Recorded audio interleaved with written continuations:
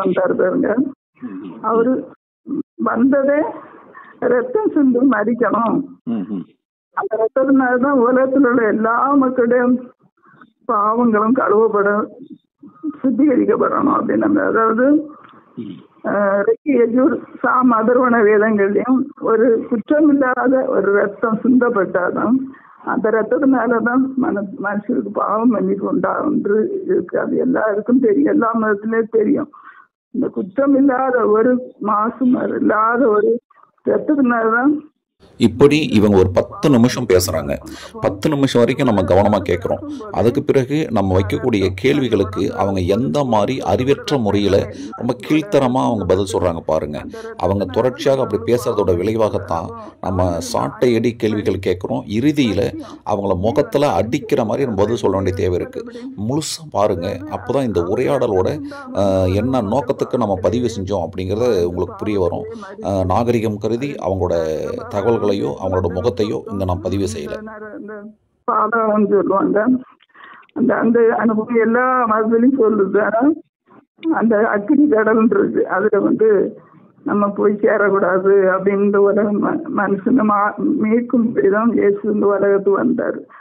அப்ப இந்த உலகத்துல இந்த மனம் திரும்ப குட் நியூஸ் சொல்லுவோம். குட் நியூஸ் என்னன்னா, அது மரித்த நாளை குட் ஃப்ரைடேன்னு சொல்லுவாங்க. யாராவது செத்த நாளை குட் ஃப்ரைடே சொல்ல மாட்டாங்கல்ல. நல்ல நாள், அந்த ஃப்ரைடே நல்ல நாளா இருந்தது. எப்படின்னா ரத்தம் சிந்த வேண்டிய நாள். அது முழுசும் உடம்புல அடிக்கப்பட்டு ரத்தம் சிந்திதான் மறிக்கணும். ஒரு சொட்டு கூட உடம்புல எல்லாமே சிந்தப்படணும். அந்த சிறுவ மரணத்தை அவர் தேர்ந்தெடுத்தாரு. ஒரு சாமியை பிடிக்கவும் முடியாது, அடிக்கவும் முடியாது, கொல்லவும் முடியாது. ஆனா அந்த ரத்தத்தை ஃபுல்லா இந்த பூமியில சிந்தப்படுவது. அந்த ரோம அரசாங்கம் அவங்க பயங்கரமான மரணம். அது உலகத்திலே ஆகாத மனுஷன் அந்த ஒரு பயங்கரமான சிலுவை மரணத்துக்கு கொடுப்பாங்க. இவர் ஒரு தப்பும் செய்யல. ஆனா மனுஷனுடைய எல்லா பாவத்தையும் அவரே ஏற்றுக்கொண்டாராம். ஏற்றுக்கொண்டு எடுத்து அந்த ரத்தத்தை சிந்தி இப்ப நமக்கு பாவம் மன்னிப்பு கொடுத்துருக்காரு. அதுதான் கிறிஸ்டின்ஸ் இந்த சர்ச்சில் எல்லாம் அப்பம் ரசம் இது கொடுப்பாங்க. இந்த கேத்தரிக் இது மாதிரி மாதா கோயிலுக்கு போறவங்கெல்லாம் ஒரு அப்பம் கொடுப்பாங்க. ரத்தம்னா அவர் ரத்தத்தை இது பண்ணிதான் அந்த ரசத்தை கொடுக்குறாங்க. அப்ப நாங்களும் எல்லாரும் அந்த ஒரு கம்யூனியன் சொல்லுவாங்க. அதாவது எல்லாரும் சேர்ந்து அதை ஆசரிக்கணும். ஏற்று நாம் மறித்து நினைவு கூறும்படி எதை செய்யுங்கள் சொல்லிட்டு போனாராம். அது மாதிரி இந்த உலகத்தில் அவர் பூமியிலேருந்து போகும்போதும் இந்த ஒரு ஒழுங்கு பண்ணியிருக்கு. அப்போ தனக்கு சரீரத்தை அது நமக்கு அப்பமாக கொடுத்து அதை நினைவு கூறும்படி சர்ச்சில் நம்ம எடுக்கிறோம். ரத்தம் சொன்னால் அவர் சின்ன ரத்தத்தை நினைவு கூர்ந்து அந்த ரத்தத்தை நம்ம எடுக்கிறோம். அந்த மாதிரி ஒரு அனுபவம் வச்சிருக்கு. அது நான் மறுமளவும் நீங்க இதை என்ன நினைவு கூறும்படி இதை செய்யுங்கன்னு சொல்லிட்டாரு. நானும் கூட கிறிஸ்டியனா இருந்தாலும் அப்பா அம்மா பிறந்ததுனால அப்பா அம்மா கிறிஸ்டியன். அந்த கிறிஸ்டியன் அப்படிதான் ஏதோ ஃபார்மாலிட்டியா சர்ச்சுக்கு போறது. காலேஜ் முடிச்சு பிஎட் இந்த பிஎஸ்சி நான் ஒரு கான்வென்ட்ல தான் படித்தேன், நாகர்கோயில் ஹோலி கிராஸ். அங்க அதை சொல்ல மாட்டாங்க, சேப்பல் இருக்குமா அப்படி ப்ரேயர் பண்ணலாம். ஆனா கிறிஸ்டின் பிள்ளைகள்லாம் மத்தியான நேரம் நாங்கள் பெரிய ஒரு கேம்பஸ்ல அதுக்குள்ள நிறைய மரங்கள் நிற்கும், மரத்தடியில போய் ஜோம் பண்ணுவாங்க. அப்போ எங்க டீச்சர் கூப்பிட்டாங்க, நான் அப்போ போனேன். அங்கே போனா ப்ரேயர் பண்ணும்போது அவங்க நிறைய லாங்குவேஜை பேசிட்டே இருக்காங்க ஒவ்வொருத்தரும். அது என்னன்னா பைபிள்ல இருக்கு, பல பாஷை பேசுவார்கள். நம்ம உலகத்துக்கு தெரிஞ்ச சில பாஷை இருக்கும், தமிழ், ஹிந்தி, இங்கிலீஷ், ஒருவேளை கன்னடாவும் தெரிஞ்சிருக்கலாம், இந்தியாவில் சில பாஷைகள் தெரிஞ்சிருக்கலாம். ஆனா வெளிநாட்டிலையும் இந்தியாவிலையும் நிறைய இருக்கு, ஆயிரக்கணக்கான பாஷை மாதிரி நிறைய பாஷை இருக்கு. அது மட்டுமல்ல பரலோக பாஷைன்னு இருக்கு ஒண்ணு. இது நம்மளை ஆண்ட தெய்வம் அபிஷேகிக்கும் போது அந்த பாஷை நம்ம அது வருது, நம்ம வாயினால பேசலாம். அது புரியாது எல்லாருக்கும். அதாவது தேவனிடத்தில் ரகசியத்தை பேசுறான்னு பைபிள்ல எழுதிட்டு, அந்நிய பாஷைன்னா நம்மள தெரியாத பாஷை. அது பேசும்போது மீனிங் வேணா அது வெளிப்பாடு கத்தை கொடுத்தா நம்ம அர்த்தத்தை புரிஞ்சுக்கலாம். அப்படி இது தெய்வம் நம்மளை அபிஷேகிக்கிறாரு. இப்ப நம்ம இங்க சாமிகள் எல்லாம் அபிஷேகம், நெய் அபிஷேகம், பால் அபிஷேகம் எல்லாம் பண்றாரு. நம்ம சாமி அபிஷேகம் பண்ண முடியாது. அது தெய்வம், வானத்தின் பூமி பிறகு பெரிய தெய்வம். ஆனா மக்கள் இன்னைக்கு அந்த தெய்வத்தை உண்டு பண்ணி வச்சு அதுக்கே நெய் அபிஷேகம், பால் அபிஷேகம் ஊத்திட்டு இருக்காங்க. ஆனா நம்மளோட தெய்வம் அபிஷேகம் பண்ணும்போது அந்த ஆண்டோடைய வல்லமை நமக்கு, அதாவது உலகத்துல இருக்கும்போது ஏசி எல்லாத்தையும் பேசி உபதேசித்து நடந்துட்டு இருந்தாரு. ஆனா இப்ப அவர் மரித்து எழுந்தள்ளி போன பிறகு நான் சதா காலம் உயிரோடு இருக்கிறேன்னு காட்டுறதுதான் 3வது நபராக பரிசுத்த ஆவியானவர் இன்னைக்கு சர்ச்சில் நடத்துறாரு. இவனுக்கு கண்ணுக்கு தெரியாது. எனக்கு இப்பதான் இதா உலகம் தோற்றத்துக்கு முன்னே இருந்தாரு. அப்புறம் மகனை இங்க ரத்தம் சிந்தும்படிதான் இந்த உலகத்தை அனுப்பி வச்சாரு.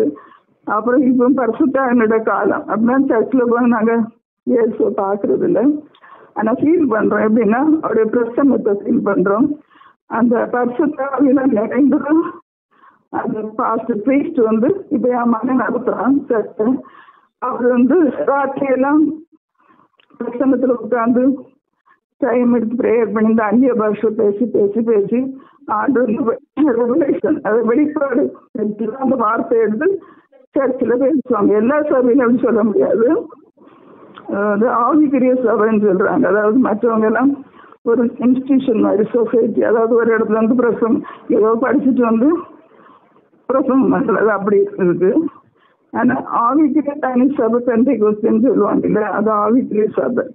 அதுல நைட் எல்லாம் ஃபுல்லா தேவசமூகத்துல அமர்ந்திருந்து ப்ரேயர் பண்ணிட்டே இருப்பாங்க. அது எப்போ வழிபாடு கிடைக்குன்னு தெரியாது. அப்படியே மணி நேரம் எடுத்து ஜெபிச்சு அந்த வார்த்தையை எடுத்துதான் சபையில பேசுறாங்க. அது ஆவியானவர் நமக்கு கொடுத்த வார்த்தை. நம்ம சபையில பல மனுஷரும் வருவாங்க, பல கஷ்டங்கள் மனசு பாரப்படுவாரு. அவங்களுக்கு ஏற்ற அந்த வேர்டு, அதாவது நல்ல அந்த வார்த்தை அவங்களுக்கு கிடைக்குது. அன்னைக்கு ஒரு ரெவல்யூஷன் கிடைச்சுன்னா அது மூலமா எல்லாரும் சந்திக்கப்படுறாங்க. அந்த மாதிரி ஒரு அனுபவம் சர்ச்சில் நடக்குது. அந்த வருகை இருக்கு. மற்ற தெய்வங்கள்லாம் போனாங்க. கல்ற ஜீசஸ் கல்றதான் பலஸ்தீன் அங்கே திறந்து இருக்குன்னு சொல்லியிருக்காங்க. காட் சொல்றாரு, இந்த அவர் மரித்தார், இங்க இல்ல, இறந்தளி போனா எப்படி போனாரோ அப்படி திரும்ப வருவார். பைபிள்லயே அதான் எழுதிருக்கு. எல்லாம் சாமியும் மரித்து அப்படியே போயிட்டாங்க.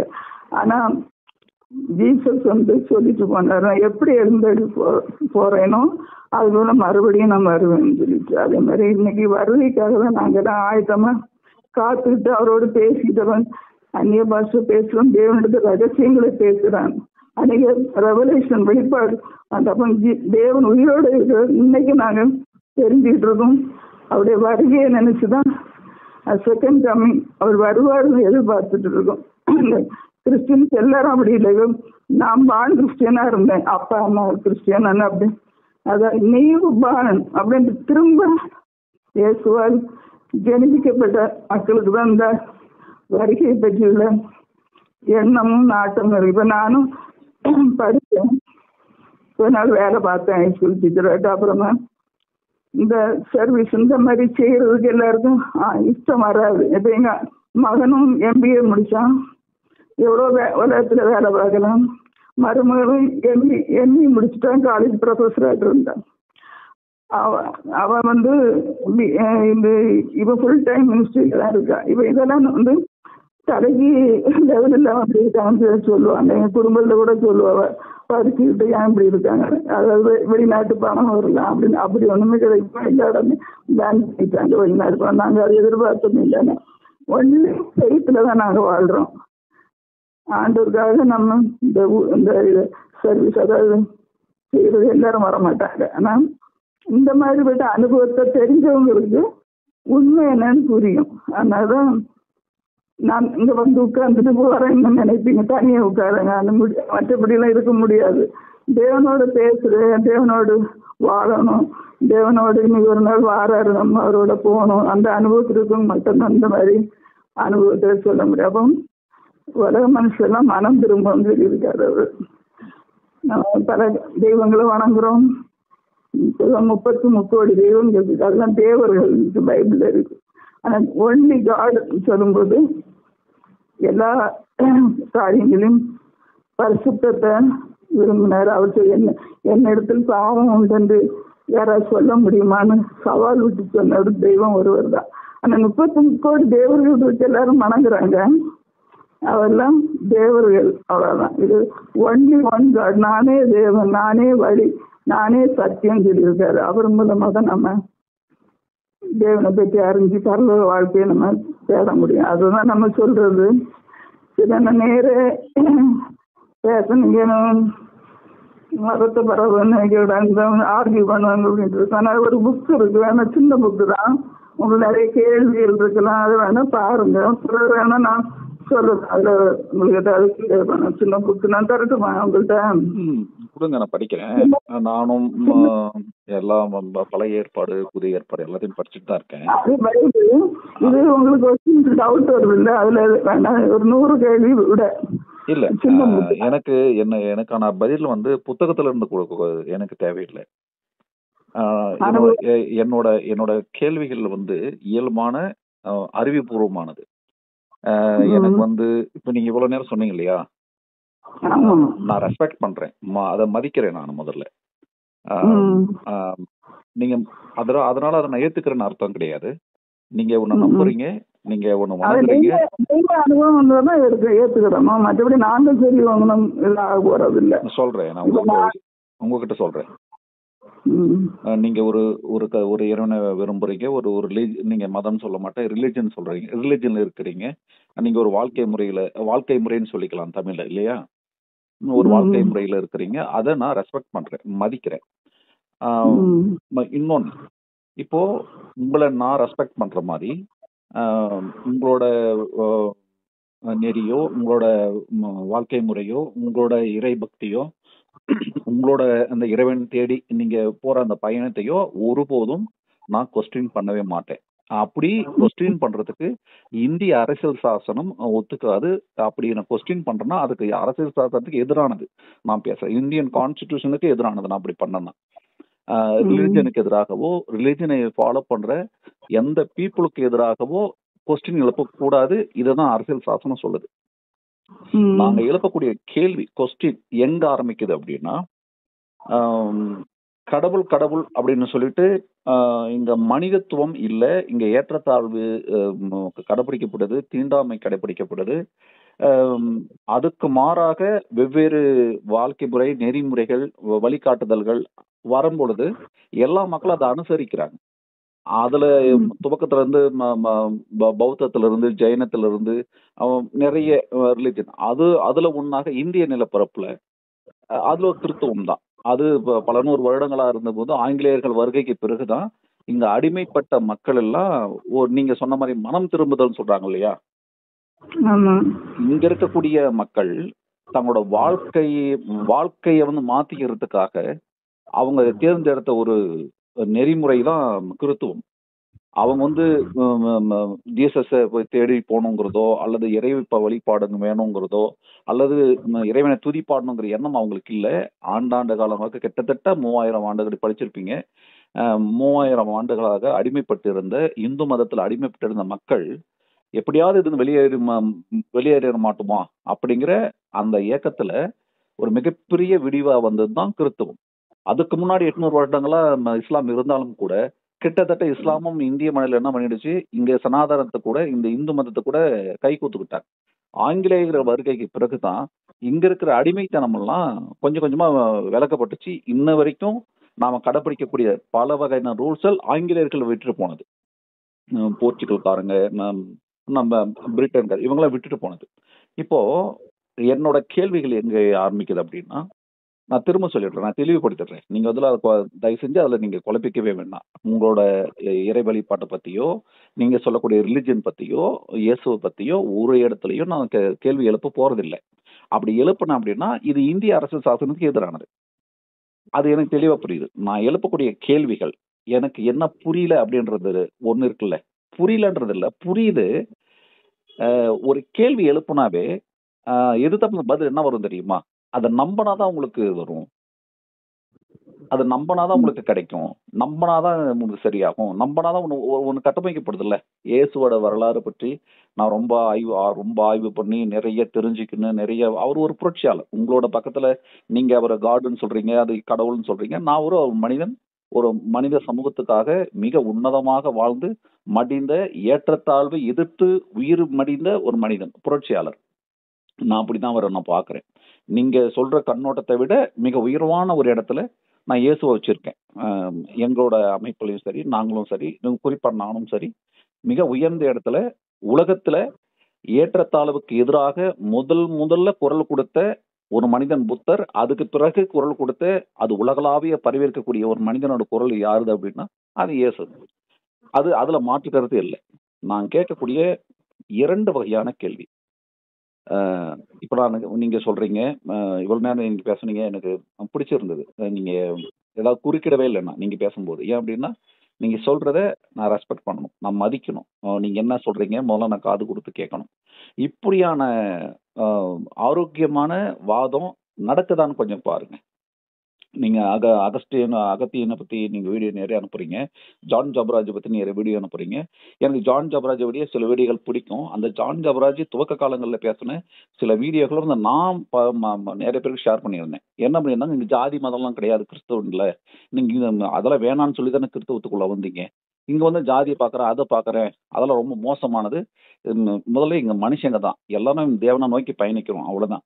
இங்க வந்து ஏற்றத்தாழ்வும் கிடையாது, தீண்டாமும் கிடையாது. அப்படி இங்க ஜாதி பாக்குறவன் அவன் கிறிஸ்டினே கிடையாதுன்னு சொன்ன அதே ஜான் ஜபராஜ் ஒரு வழக்குல சிக்கும் பொழுது நீங்க அவரை வந்து பாதுகாக்கிறதுக்கு அல்லது அவரை வந்து அவர் தற்காப்பு பண்ணிக்கிறதுக்கு ஜீசஸ் நாடுறாரு அப்படின்னா, அதையும் எல்லாருமே செய்யறாங்க அப்படின்னா, இது எந்த வகையிலையும் இது ஊழியம்லாம் சொல்ல முடியாது என்னால.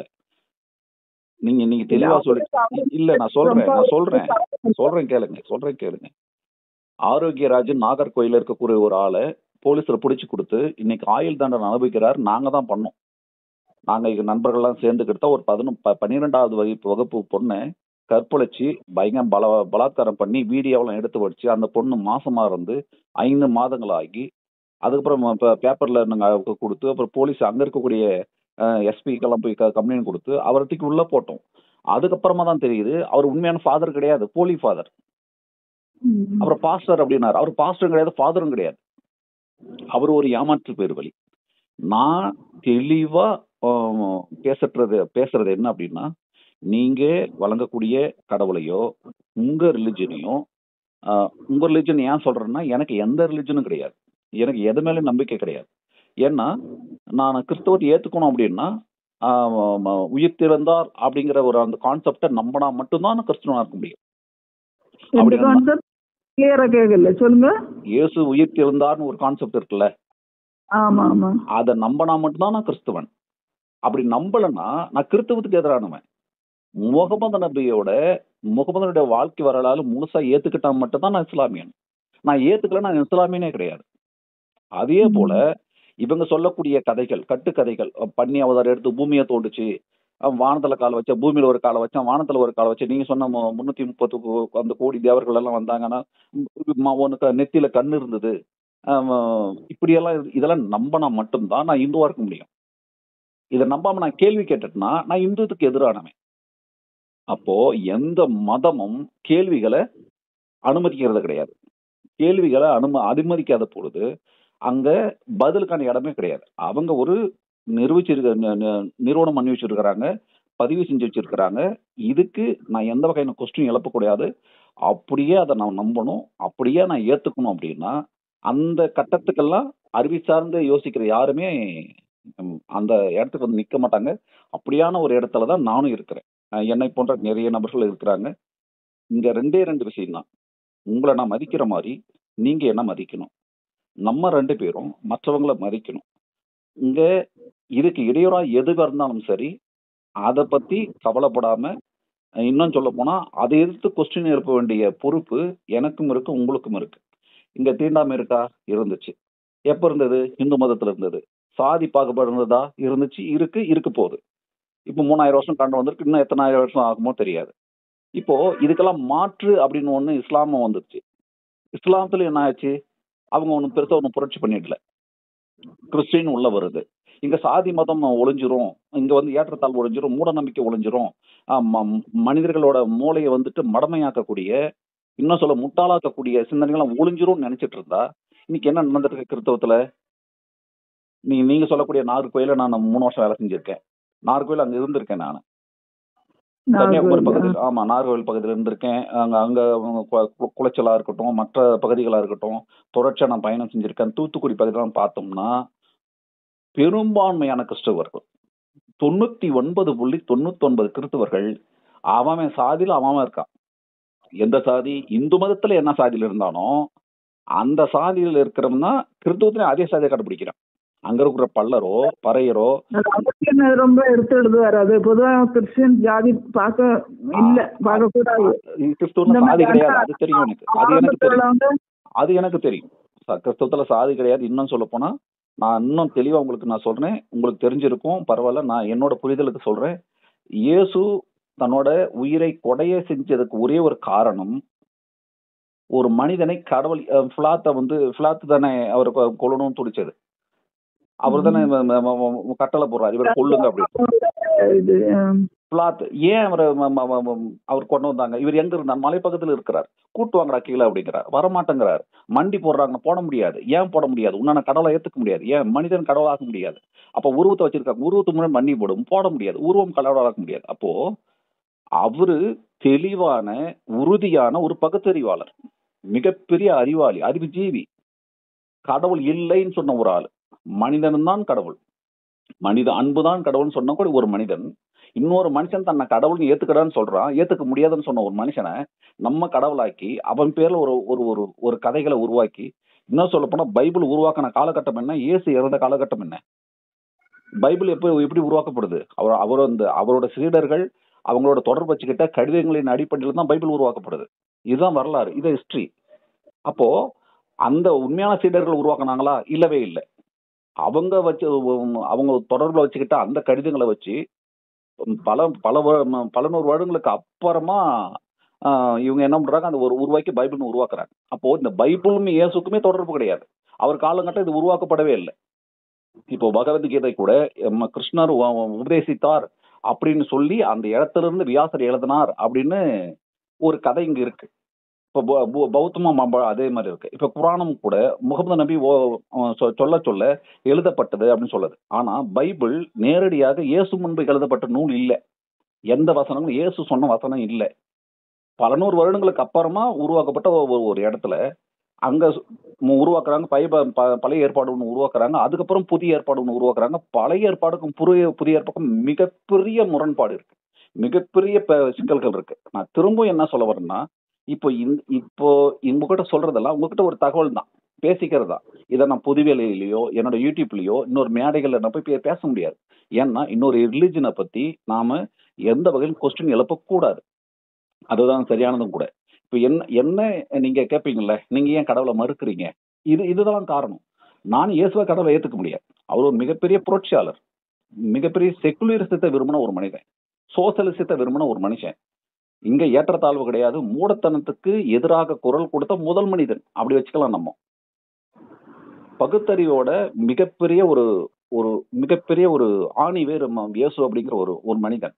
இப்ப அந்த மனிதன் பேரால இங்க நடக்கக்கூடிய கூத்துக்களை, இங்க நடக்கக்கூடிய கிண்டல்களை, மூடத்தனத்தெல்லாம் நாங்க வேடிக்கை பார்த்துட்டு தான் இருக்கோம். ஆனா கேள்வி ஏன் கேட்கறது கிடையாது? சரி, அவங்க ஒண்ணு பண்றாங்க, ரிலிஜியனா அவங்க ஒண்ணு பண்றாங்க.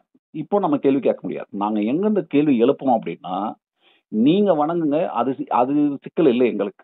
நீங்க வணங்குறது மூலமா இன்னொரு மக்களோட வழிபாடு பத்தியோ, இன்னொரு மக்களுடைய வாழ்க்கை முறை பத்தியோ, இன்னொரு மக்களோட கடவுளை பத்தியோ, எப்படி நீங்க பின்பற்றக்கூடிய ரிலிஜன்ல கிட்டத்தட்ட பல கோடி சிக்கல்கள் இருக்கோ, பிழைகள் இருக்கோ, குழப்பங்கள் இருக்கோ, அதே போல குழப்பங்கள் தான் இன்னொரு ரிலிஜன்லயும் இருக்கும், இன்னொரு மதங்கள்லயும் இருக்கும். அப்போ நாம சரி செய்ய வேண்டியது நம்ம மதத்துல தானே தவிர இன்னொரு மதத்தை கிடையாது.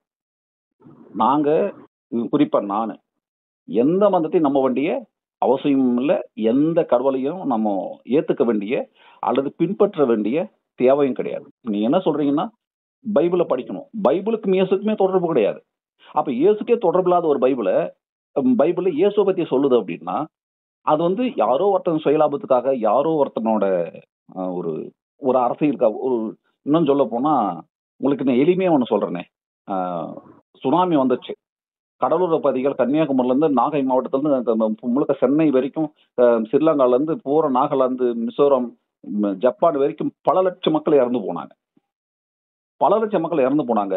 அடுத்து 3வது நாள் இயேசு கடைக்கண் திறந்தார் அப்படின்னு மோகன் சி லாசரஸ் பேசுறார். இயேசு என்ன பிரதர்?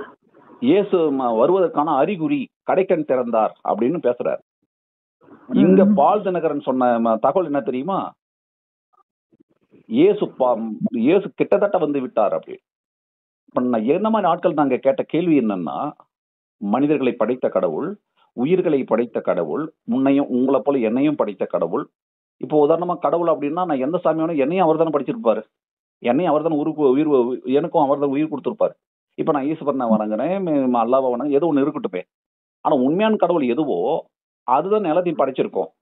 அப்ப உன்ன போலதானே என்னையும் படிச்சிருப்பாரு. எப்படி படைச்ச கடவுளை அத்தனை லட்சம் மக்களுக்கு கொண்டு இருப்பாரா?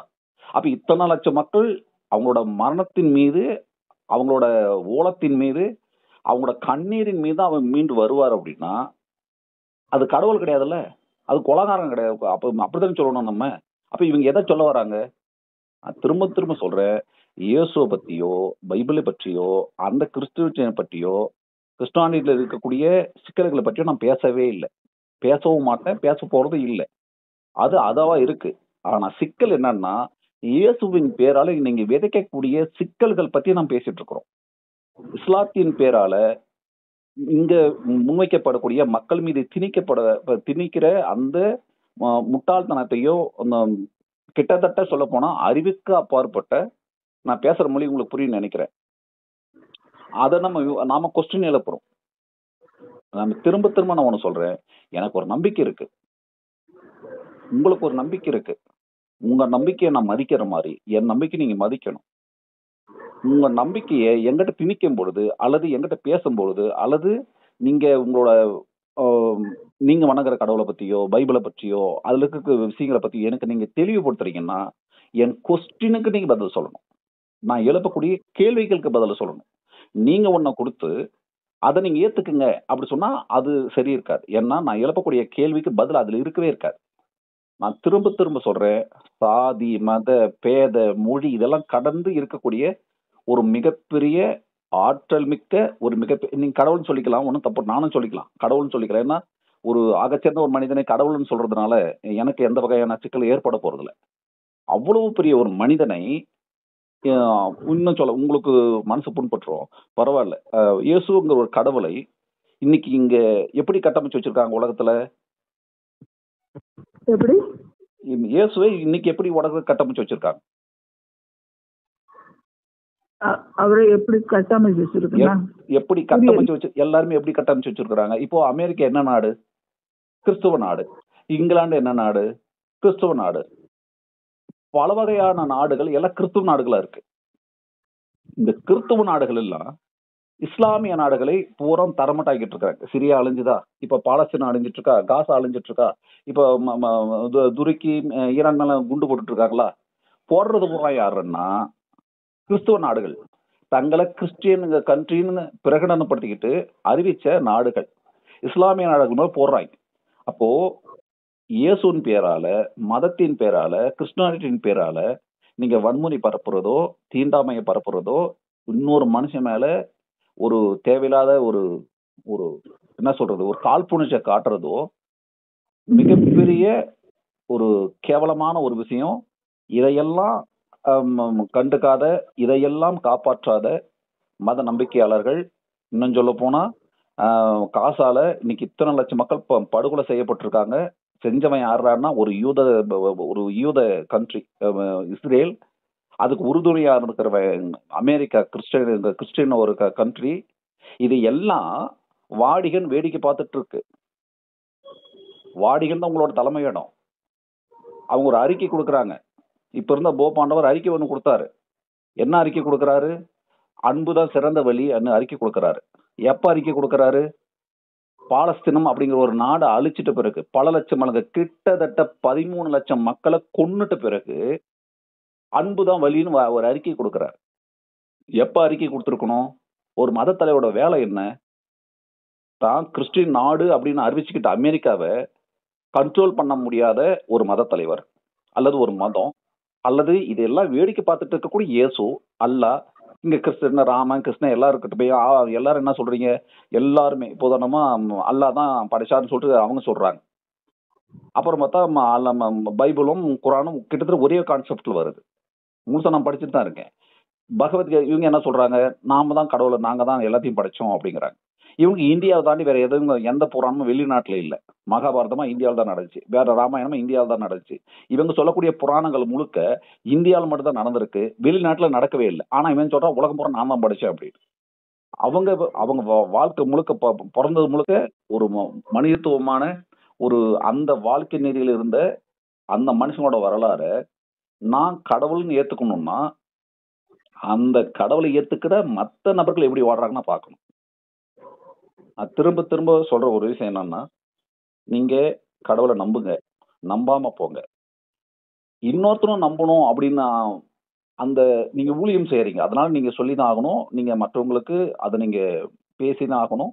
இப்ப என்கிட்ட ஒரு கேள்வி இருக்குன்னா அதை நீங்க இப்ப உங்களை நான் மதிக்கிறேன் நான். ஏன்னா அன்னைக்கு நான் அவ்வளவு கோவப்பட்ட காரணம் என்னன்னா, ஜான் ஜபராஜ் வழக்குல நான் நேரடியாக போயிருந்தேன். நேரடியாக போய் அந்த தென்னையில போயிட்டு அந்த பெண்ணை 2 பெண்களை சந்திச்சேன் நான்.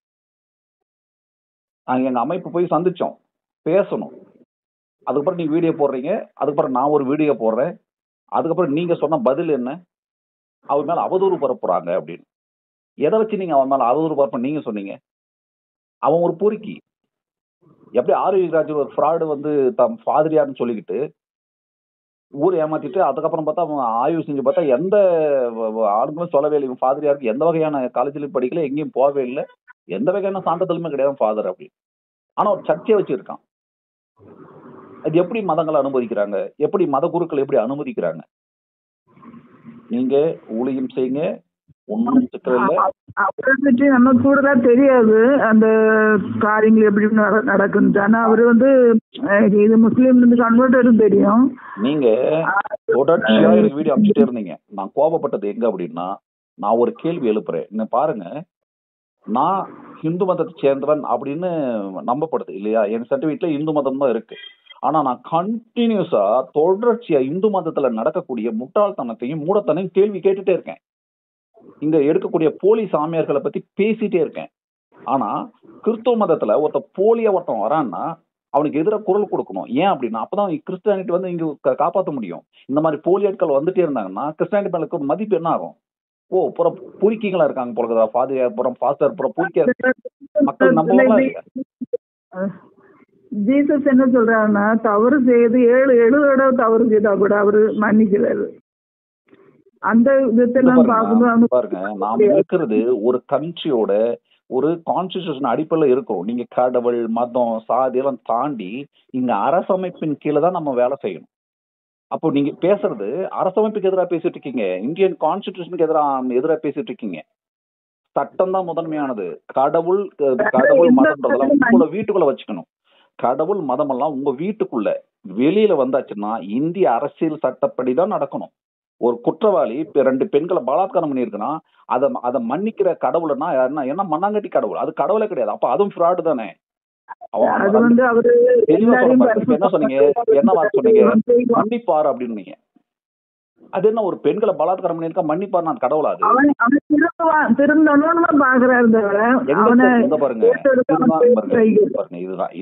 இதுதான் நான் இப்ப பேசுறது. ஒரு குற்றவாளிக்கு துணை எப்படி தெரியுமா வர்றீங்க? மதத்தை தூக்கி வந்து கடவுளை தூக்கி வந்து வைக்கிறீங்க. தண்டனை கடவுளை வைக்க கூடாதுங்க. நான் ஒரு நாட்டுல வாழ்றேன். இங்க சட்ட புத்தகங்கள் இருக்கு, அரசமைப்பு இருக்கு, இங்க சட்டத்திட்ட ரூல்ஸ் இருக்கு. அமெரிக்காவுக்கு நான் போறேன்னா அங்க என்ன, கிறிஸ்டின்னா அமெரிக்கா கால் வச்சிட முடியுமா? நேரம் நான் கிறிஸ்டின் சொன்ன ஒத்துப்பானாமே, இல்ல நான் குடியுரிமை போறான்னு கொடுத்துருவானா? கிடையாது. ஒவ்வொரு ப்ரொசீஜர் இருக்கு. ஒவ்வொரு நாட்டுக்கும், ஒவ்வொரு கண்ட்ரிக்கும், ஒவ்வொரு 2 கண்ட்ரி இருக்குன்னா ஒவ்வொரு கண்ட்ரிக்குள்ள அவன் ரூல்ஸ் வச்சிருக்கான். இங்க அரசமைப்பு தான் முக்கியம், சட்டம் தான் முக்கியம், ரூல்ஸ் அண்ட் ரெகுலேஷன் தான் முக்கியம். அப்ப இதை மதிக்காத இதை நம்ம என்ன பண்ணிடுறோம்னு என்ன சேர்த்தே சொல்றேன். ஒரு கடவுள் பக்கத்துல அல்லது ஒரு மதத்தின் பக்கத்துல போய் ஒளிஞ்சுக்கிட்டு இவர் பார்த்துப்பாருன்னா அப்ப இந்திய அரசு சாசனம் எதுக்கு? இங்க சட்டத்திட்டங்கள் இருக்கு. அப்போ நீங்க நாட்டையும் கொஸ்டின் பண்றீங்க, அப்ப அரசமைப்பையும் கிண்டல் பண்றீங்கன்னு அர்த்தம். நாம் பேசுறது இந்தியன் கான்ஸ்டிடியூஷன் என்ன சொல்லுது?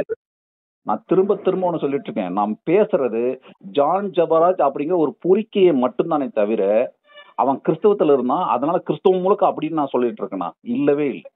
நான் எழுப்புற கொஸ்டின் கிறிஸ்டியானிட்டியே இல்லை. கிறிஸ்டியானிட்டியில இப்படி ஒருத்தர் இருக்கிறான்னு நான் சொல்லிட்டு இருக்கிறேன். அப்படி நான் இருக்கிறான்னு சொல்றதுனாலயே கிறிஸ்டியானிட்டி முழுக்க அப்படி இருக்கிறான்னு அர்த்தமா என்ன? எனக்கு தெரிஞ்ச ஒரு டேவிட் அப்படிங்கிற ஒரு ஃபாதர், அந்த ஃபாதர் கிட்ட நான் பழகி நான் எழுப்பின கொஸ்டின்கள் முழுக்க அவ்வளவு அற்புதமான மிக தெளிவான பதில சொல்லக்கூடிய ஒரு ஃபாதர் டேவிட். இப்ப முழு பேரு தெரியல, டேவிட் மட்டும் தெரியுது. இப்ப அவர் நேபாளத்தில் இருக்கிறார்.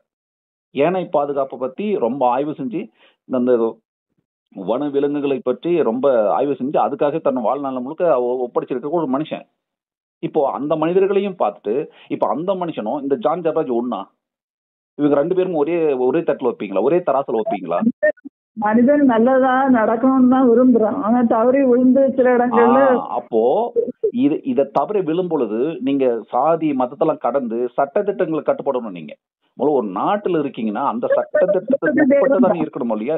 நீங்க உங்க வாழ்க்கை முறை, நெறிமுறை இதெல்லாம் உங்க வீட்டுக்குள்ள, உங்க சர்ச்சுக்குள்ள. வீட்டுக்கு வெளியே வந்துட்டீங்கன்னா ஒரு குற்றம் நடக்குதுன்னா, எங்க இப்ப ஒரு நீதிமன்றத்துல போய் கோர்ட்ல போயிட்டு ஒரு பைபிளை கொடுப்பீங்களா? ஐயா நீங்க கொடுக்கறது தீர்ப்பு தப்பு, பாருங்க இந்த பைபிள்ல இப்படி ஒரு வசனம் இருக்கு, இதை வச்சு நீங்க தீர்ப்பு சொல்ல முடியுமா? உங்களால முடியாது. நீங்க ஒரு வக்கீல் வைப்பீங்க, அந்த வக்கீல் என்ன பண்ணுவாரு? அவரும் சட்ட புத்தகத்துல இருக்கக்கூடிய அங்க இருக்கக்கூடிய செக்ஷனை வச்சுதான் வாதாடுவார். இப்ப என்ன ஆயிடும் அப்படின்னா, குற்றவாளிக்கு தோண போற மாதிரி ஆயிடும். அப்படிதான் ஆயிட்டு இருக்கு, நிறைய அப்படிதான் ஆயிட்டு இருக்கு. எந்த மதத்திலையும் நடக்காத ஒரு பிரச்சனை நடந்தா உலகத்திலே சொல்றாங்க, தெய்வம் நிந்துக, மனிதன் அன்பு கேட்பவன் தெய்வம் நிந்துக. சட்டசபையில் இருக்கு, அன்னைக்கு உடனே தீர்ப்பு பண்றாங்க. தவறான இல்லாததையும் புரட்டி அப்படின்னு தீர்ப்பு பண்ற, இருக்கிறதையும் மாத்தி பணம் கொடுத்து இப்படி பாருங்க. எல்லாமே விமர்சனத்துக்குரியதுதான். எல்லாமே ஆர்டிகல் 313 படி அரசமைப்பு சொல்லுது, தீர்ப்புகளை விமர்சிக்கலாம், கொஸ்டின் பண்ணலாம்னு சொல்லுது. அரசமைப்பே சொல்லுது. அப்படின்னா ஒரு ஜட்ஜி கொடுத்துட்டாருன்னா அந்த ஜட்ஜோட தீர்ப்பை நீங்க விமர்சிக்கலாம், மேல்முறையீடு பண்ணலாம்னு சொல்லுது. ஆனா ஒரு ரிலீஜியன்ல வந்துச்சுன்னா அங்க கொஸ்டின் பண்ண முடியாது, எழுப்பவே முடியாது. இந்த மதத்துல இருக்கிறானா அவன் மிகப்பெரிய உத்தமசாலி, அவன் ரொம்ப யோகியன், இந்த மதத்துல இருந்தாலும் சரி, இந்த சாதியில இருந்தாலும் சரி. நீங்க அனுப்புன அகஸ்டின் கூட அகத்தியனுக்கு மிகப்பெரிய ஒரு உரையாடல் நிகழ்த்துறாரு அவரு. அந்த மாதிரி உரையாடல் நிகழ்த்துற மனுஷங்களை எனக்கு ரொம்ப பிடிக்கும். அந்த மாதிரி மக்களோட வீடியோவை நம்ம பரப்பலாம். இப்ப ஜான் ஜபராஜ் துவக்க காலங்கள்ல ஃபர்ஸ்ட்ல அவரோட இந்த வளர்ச்சிக்கு முன்பாக பேசின வீடியோக்களை ரொம்ப நான் நிறைய பார்த்துருக்கேன். ஓ பரவாயில்ல, ஒரு சின்ன பையன் பரவாயில்ல, நான் இவ்வளவு வீரியமா இவ்வளவு சரியா பேசுறான், இதுதான் கிறிஸ்டானிட்டின்னு நான் பேசியிருக்கேன் பல இடங்கள்ல. நான் மாசத்துல ஒரு கிட்டத்தட்ட 10 மேடைகளுக்கு நம்ம பொதுக்கூட்டங்களை பேசிட்டு வரேன். பல அமைப்புக்கு கருத்தரங்களை போய் நான் பேசிட்டு வரேன். இப்ப அதே கருத்தரங்களை இப்ப ஜான் ஜபராஜ் பண்ணது சரி நான் எப்படி சொல்ல முடியும்? தப்பு பிசாசுன்னு அநேகருக்கு இருக்குது. அவங்களுக்கு இருக்க நிலைமை நல்லதா இருக்கும்னு மதத்தை வச்சு வியாபாரம் பண்ற, அத வியாபாரம் பண்ணணும், இங்க பணம் கிடைக்கும், நான் ஜெட்டு வாங்கிடுவேன், நான் ஏர் ஜெட்ல போறேன் ஒருத்தன் பேசுறான்னா அப்ப அவங்க வந்து வேலை ஊழியம் பண்ண வரல. எனக்கு தெரிஞ்ச ஊழியர்கள் எங்க ஊர்ல வாங்க. இப்ப நான் 2 ஊழியர் எனக்கு தெரியும், இன்னமும் தொடர்பு இருக்கிறாங்க. கிட்டத்தட்ட எனக்கு தெரிஞ்சு பெந்தகோஸ்டல இருக்கிறாங்க, ஆர்சியில இருக்கிறாங்க. எனக்கு 2 நண்பர்களும் இருக்கிறாங்க. நான் என் ஊர்ல வாங்க நடந்து வருவாங்க. இன்னைக்கும் என் ஊருக்கு பக்கத்துல ஒரு 2 குடும்பங்கள் இருக்கு, கிறிஸ்துவ குடும்பம் இருக்கு. நடந்து வருவாங்க, 3 கிலோமீட்டர் நடந்து வருவாங்க. 1 பைசா அவங்க தரமாட்டாங்க காசு. இவங்க தான் ஏதாவது உதவி பண்ணிட்டு போவாங்க. இப்படி ஊழியர்களையும் நான் பாக்குறேன். நிறைய ஊழியர்களை நான் பார்க்கும்போது என்ன, இப்போ உதாரணமா பால் தினகரனோட குடும்பம் என்ன, எவ்வளவு பெரிய இன்ஸ்டிடியூஷன் வச்சிருக்காங்க, எவ்வளவு பெரிய பல்கலைக்கழகம், எத்தனை கிறிஸ்தவர்களுக்கு அவன் இடம் கொடுக்குறான், இலவசமான சிகிச்சை எதனா தராங்களா? மோகன்சிங் லாசருக்கு கல்லூரி இருக்கு, எவ்வளவு பெரிய நிறுவனங்கள் இருக்கு, அங்க இலவசமான விஷயங்கள் தராங்களா? இல்லவே இல்லை. அப்போ கிறிஸ்டானிட்டியை வச்சுக்கிட்டு இவங்க என்ன பண்றாங்க, கிறிஸ்தவத்தை வச்சுக்கிட்டு ஒரு பிசினஸ். அப்ப நீங்க பிசினஸ் பண்ணீங்கன்னா அங்க கடவுள் நம்பிக்கை அதெல்லாம் கிடையவே கிடையாது. அப்ப இவன் பிசினஸ் பண்றது அவங்க எல்லாம் அப்படி ஊழியத்தை தான் ஆரம்பிச்சுதாங்க வருது நிறைய ஆரம்பிச்சது சரி, இத பாருங்க, ஆரம்பிச்சது சரி, ஆரம்பிச்சதெல்லாம் சரி, ஆரம்பிக்கும் போது எல்லாம் சரியா தான் இருக்கும். ஆரம்பிக்கும் போது சரியா தான் இருக்கும். சுனாமியில் வந்து 6 லட்சம் மக்கள் இறந்த பிறகு இயேசு வருவதற்கான அறிகுறின்னு ஒருத்தர் சொன்னா இந்த மக்கள் என்ன நினைப்பாங்க? இப்ப என்னன்னா அந்த மக்கள் எல்லாம் அப்படியே பேச வச்சாங்க. பல இந்த நாகை மாவட்டத்துல கூட சர்ச்சுகள் எல்லாம் நாங்கெல்லாம் போய் வேலை செஞ்சுட்டு இருக்கோம். அழுகி பிணங்களை நாங்க பூரா மாறிட்டு இருக்கோம். பல இடங்கள்ல ஜபங்கள் நடந்துட்டு இருக்கு. அந்த இரவு நேரங்கள் ஜபங்களுக்கு போய் நின்றோம்னா இயேசு வந்து கொண்டு இருக்கிறார். நடக்கிறது என்ன? மிகப்பெரிய பிரச்சனை நடந்தது. மக்கள்கிட்ட ஒரு ஒரு மிகப்பெரிய அச்சங்கள் இருக்கு. அதை போக்குறதுக்கு வழியே பாருங்கடான்னா இவங்க பண்ண வேலையெல்லாம் என்ன? நீங்க கிறிஸ்டானிட்டி பத்தியோ கிறிஸ்துவத்தை பத்தியோ இயேசுவை பத்தியோ நீங்க பரப்புங்க, பரப்பாம போங்க. இது உங்களோட உரிமை. நான் தெளிவா சொல்றேன். இப்ப நீங்க உங்ககிட்ட ஒரு கேள்வி கேட்கிறேன். ஒரு மனுஷனுக்கும் இன்னொரு மனுஷனுக்கும் ஏற்றத்தாழ்வு இருக்குமா இருக்காதா? இருக்கணுமா வேணுமா வேணாவா? இருக்கும். இப்போ ஒருத்த மனுஷன் தீண்டாமை, நீ என்னோட கீழ் சாதின்னு ஒருத்தர் சொல்றான், இது சரியாது? சபை சர்ச்சில் உள்ளவங்களா சொல்றாங்க? எல்லாம் பொதுவாக சொல்றேன். நீங்க சர்ச்சுன்னு 1000 பேரை காமிப்பேன், 1000 பேரை காமிப்பேன். இன்னைக்கு உங்க வீட்டுக்கு வரக்கூடிய உங்க சர்ச்சுக்கு வரக்கூடியவர்களே சாதி பார்ப்பாங்க. இன்னொரு உலக மனசு தான் ஆவிக்குரிய நான் சொன்ன மாதிரி ஸ்பிரிச்சுவலா இருக்கிறவங்க பார்க்க மாட்டாங்க. தெளிவா இங்க நான் ரெண்டும் மிக்ஸ் ஆயிட்டு இருக்கு. சர்ச்சில் வந்தாலும் சரி, தனிப்பட்ட முறையில அது அதாவது born Christian, new born Christian ரெண்டு இருக்கு. அது எப்பவுமே அந்த பார்ன் கிறிஸ்டியன் வந்து இவங்களுக்கு அகைன்ஸ்டா தான் நிற்பாங்க. என்ன சொன்னாலும் புரிஞ்சுக்கிட மாட்டாங்க. அந்த பைபிள் படிச்சு பரிசுத்த ஆவியோட உதவி எடுப்பு. நீங்க சொன்னீங்க இயேசு இடையில வந்ததுதான் அவருடைய 20 வயசுக்கு சரி.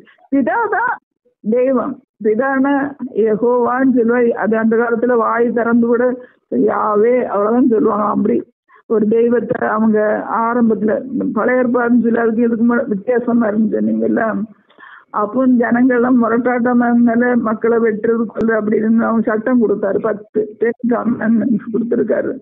மோசையை கொண்டு அவர் இந்த கல்லு பாறையிலே அக்னியா வந்து எழுதி அந்த 10 கட்டளை கொடுத்துருக்காரு. அது 10ல இயேசு பிறந்த பிறகு இயேசு ஒரு இடத்துல ரத்தம் சிந்தி மறித்துட்டு அந்த கட்டளையெல்லாம் இது பண்ணிட்டு 2 மாத்திட்டாரு. முதலாவது அன்பை பற்றி தான் சொல்லியிருக்காரு. நான் தேவன் ஒருவர் தேவன் அவரை மன முழு இருதயத்தோடும் முழு ஆத்மாவோடும் முழு பலத்தோடு அன்பு கூறுவாய். 2வது நீ ஒன்ன நேசிக்கிறது போல பிறரை நேசி. அது அந்த 10 கட்டளையும் சேர்ந்த ரெண்டா அதுல அதுக்குள்ள அடங்கிட்டு. முதலாவது என்ன வேற தேவர்கள் இருக்க வேண்டாம்னு சொல்லிட்டாரு. முழு இருதயத்தோடும் முழு ஆத்மாவோடும் தேவனை பணிந்து முழு இதயத்தோடும் முழு முழு பலத்தோடும் தேவனிடத்துல அன்பு கூறு. அது கடைசி உள்ளது நீங்க 8 கட்டளை நீங்க பாத்தீங்கன்னா அன்பு வந்து நீ ஒன்னா நீ எப்படி அன்பு கூறு, அது போல பிற இடத்துல அன்பு ஒன்னா நீ அப்படின்னா மற்ற கெடுக்க மாட்டா, இச்சிக்க மாட்டா, மற்ற மனைவியை இச்சிக்க மாட்டா, அப்புறம் கொலை செய்யாதிருப்பார், களவு செய்யாதிருப்பார், திருடு விபச்சாரம், இதெல்லாம் அந்த அன்பிலே வந்துச்சு. அதனால 2 மாத்திட்டாரு. 2வது இந்த 10 கட்டளையும் அவங்க கீழ்ப்படிய முடியல. இந்த 2 கட்டளை மனப்பூர்வமா கீழ்ப்படி மனுஷருக்கு முடியல. ஏன்னா பிசாசுக்கு இடம் கொடுக்கும் போது உலக மனுஷராட்டு தான் நம்ம எல்லாரும் தப்பிதங்களை விழுறதுனால ஏசு அதுக்குதான் வந்தார். ரத்தம் சிந்தி சிலுவை அந்த கட்டளையே மாத்திட்டு இயேசுவை நம்பு, சிலுவையில மரித்த இயேசுவை நம்பு, இந்த இதெல்லாம் அடிபட்டு போயிடும். அப்படி விசுவாசத்தை தான் புதிய ஏற்பாட்டுல ஃபுல்லா போதிச்சிருந்த பெய்த்து தேவன் ஒருவர் வந்தாரு, அவர் இயேசு சிலுவை மரித்தாரு, அவரை நம்புறோம், பிதாவை நம்புறோம். பிதா அப்ப என்னை கண்டவன் பிதாவை நீங்க புதிய ஏற்பாட்டுல நீங்க படிச்ச பார்த்துருப்பீங்க. அப்ப யாரு? இயேசுதான் தெய்வமா இருக்கிறாரு, அது பிதா எல்லாம் ஒன்னா இருக்காங்க அப்படின்னு அவ்வளவுதான். அப்ப நீ எனக்கு கற்பனையில கை கொண்டா நீ பிதாவை கண்ட மாதிரி பிதாவுக்கு அப்ப இயேசு ஃபாலோ பண்றவன் பிதா, இந்த ஆதியில இருந்த தேவன் அவரை நம்ம ஃபாலோ பண்ற மாதிரி இருக்கு. அதான் பிதா குமாரன் பரிசுத்தாய் 3 ஒன்றா இருக்கிறார். திரிய தேவன் 3 ஆளாட்டு இருக்கு, இல்ல எல்லாம் ஒன்றா இருக்கிறோம் இருக்காரு. பிதா குமாரன் பரிசுத்தாய். இல்ல இதுல நான் அதுல நான் நுழைய விரும்பல. கடவுள் இருக்காரா, அவங்க இயேசு இருக்காரா இல்லையா, அது இது உண்மை. இந்த இந்த கான்செப்டுக்குள்ள நான் வந்துட்டு யூதத்துல இருந்து கிறிஸ்டானிட்டி எப்படி வந்தது, அதுல இருந்து எப்படி இஸ்லாம் வந்தது, எல்லாம் அந்த அந்த வரலாறு நான் படிச்சேன். வரலாறு ரீதியான நிறைய நான் படிச்சுட்டு இருக்கேன். அது அது அது சிக்கல் இல்லை. அதுல இருந்து கொஸ்டின் எழுப்புனா உங்க மனசே கஷ்டப்படும். ஏன்னா இப்ப எல்லாம் முதன்மையானது அப்படின்னா அப்ப யூதம் எங்க இருந்து வந்தது, அப்ப யூதத்துக்கு முன்னாடி ஒண்ணு இருந்தது, அதாவது ஆபிரகாம், அப்ப நிறைய கொஸ்டின்கள் வரும். இஸ்ரேல் நாடு வருது இல்ல, அது அப்பவுமே ஒரு வாக்கு உடன்படிக்கை கொடுத்துட்டாரு. சின்ன நாடா இருந்த எத்தனை யுத்தங்கள் வந்தது, அவங்களும் தோற்கடிக்க முடியாதபடி ஒரு உடன்படிக்கை பண்ணிருக்காரு. இஸ்ரேல அடிக்காத மாதிரி இல்லையா? ம், இஸ்ரேல தோக்கடிக்க முடியாதபடி உடன்படிக்கையா?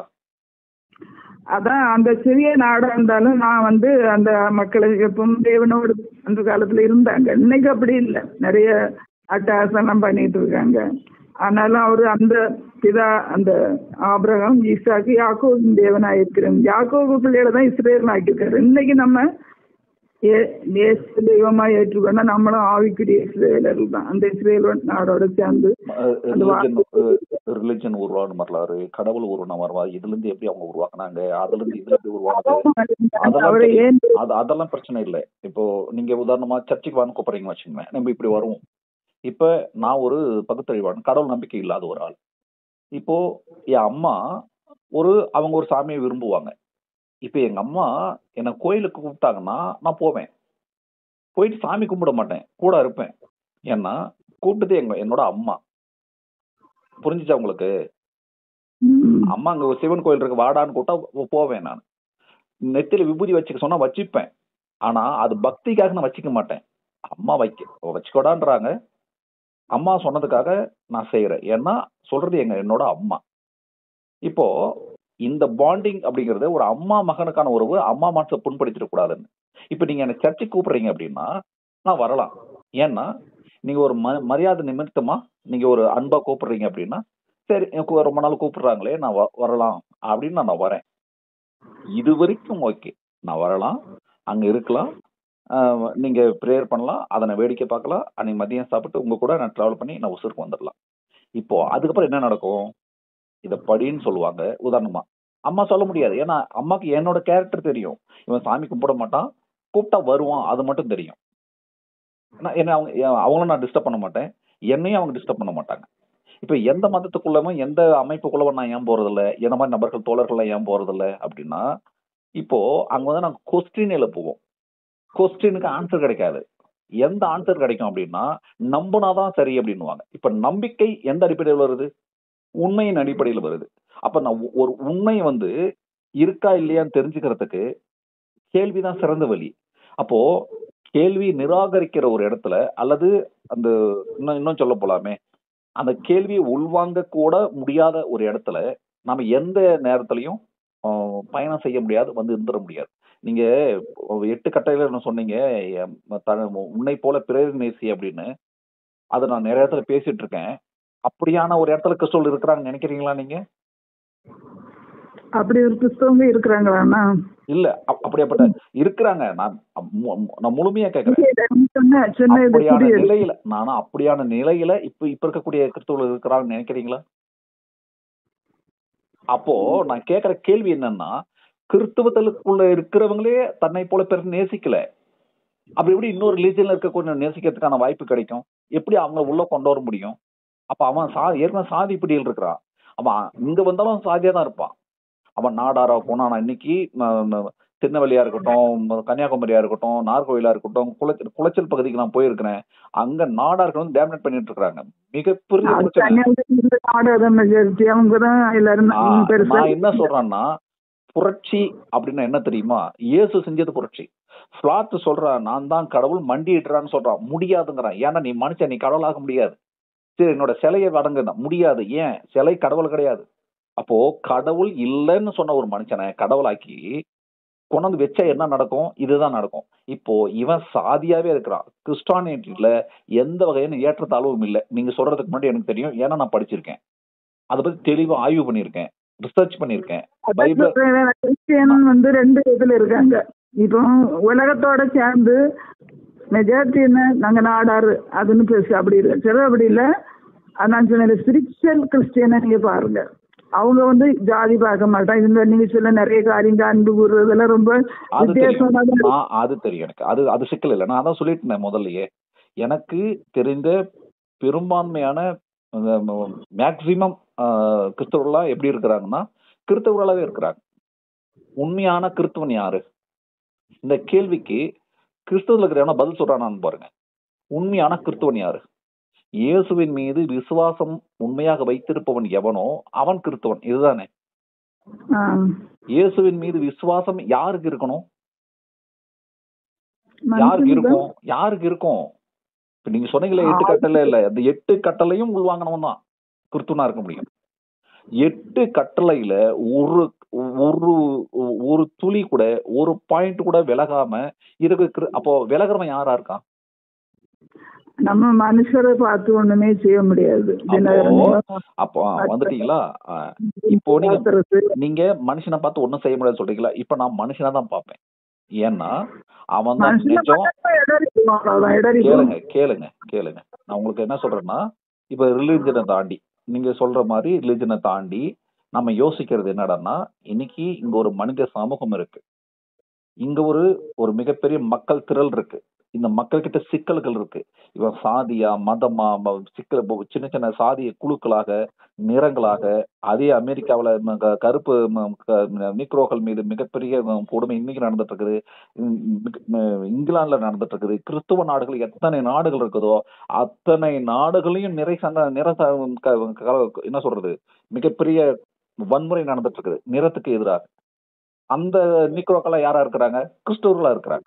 அதே போல இந்தியாவுல நீங்க கிறிஸ்துவமா இருந்தாலும் சரி, இஸ்லாமியர்களா இருந்தாலும் சரி, சாதியா இருக்கிறான். இப்ப இந்த சாதியா இல்லாம நம்ம வாங்க எல்லாம் ஒன்னா இருக்கலாம். இங்க சாதியும் கிடையாது, ஒண்ணும் கிடையாது. நீ நானும் ஒண்ணு.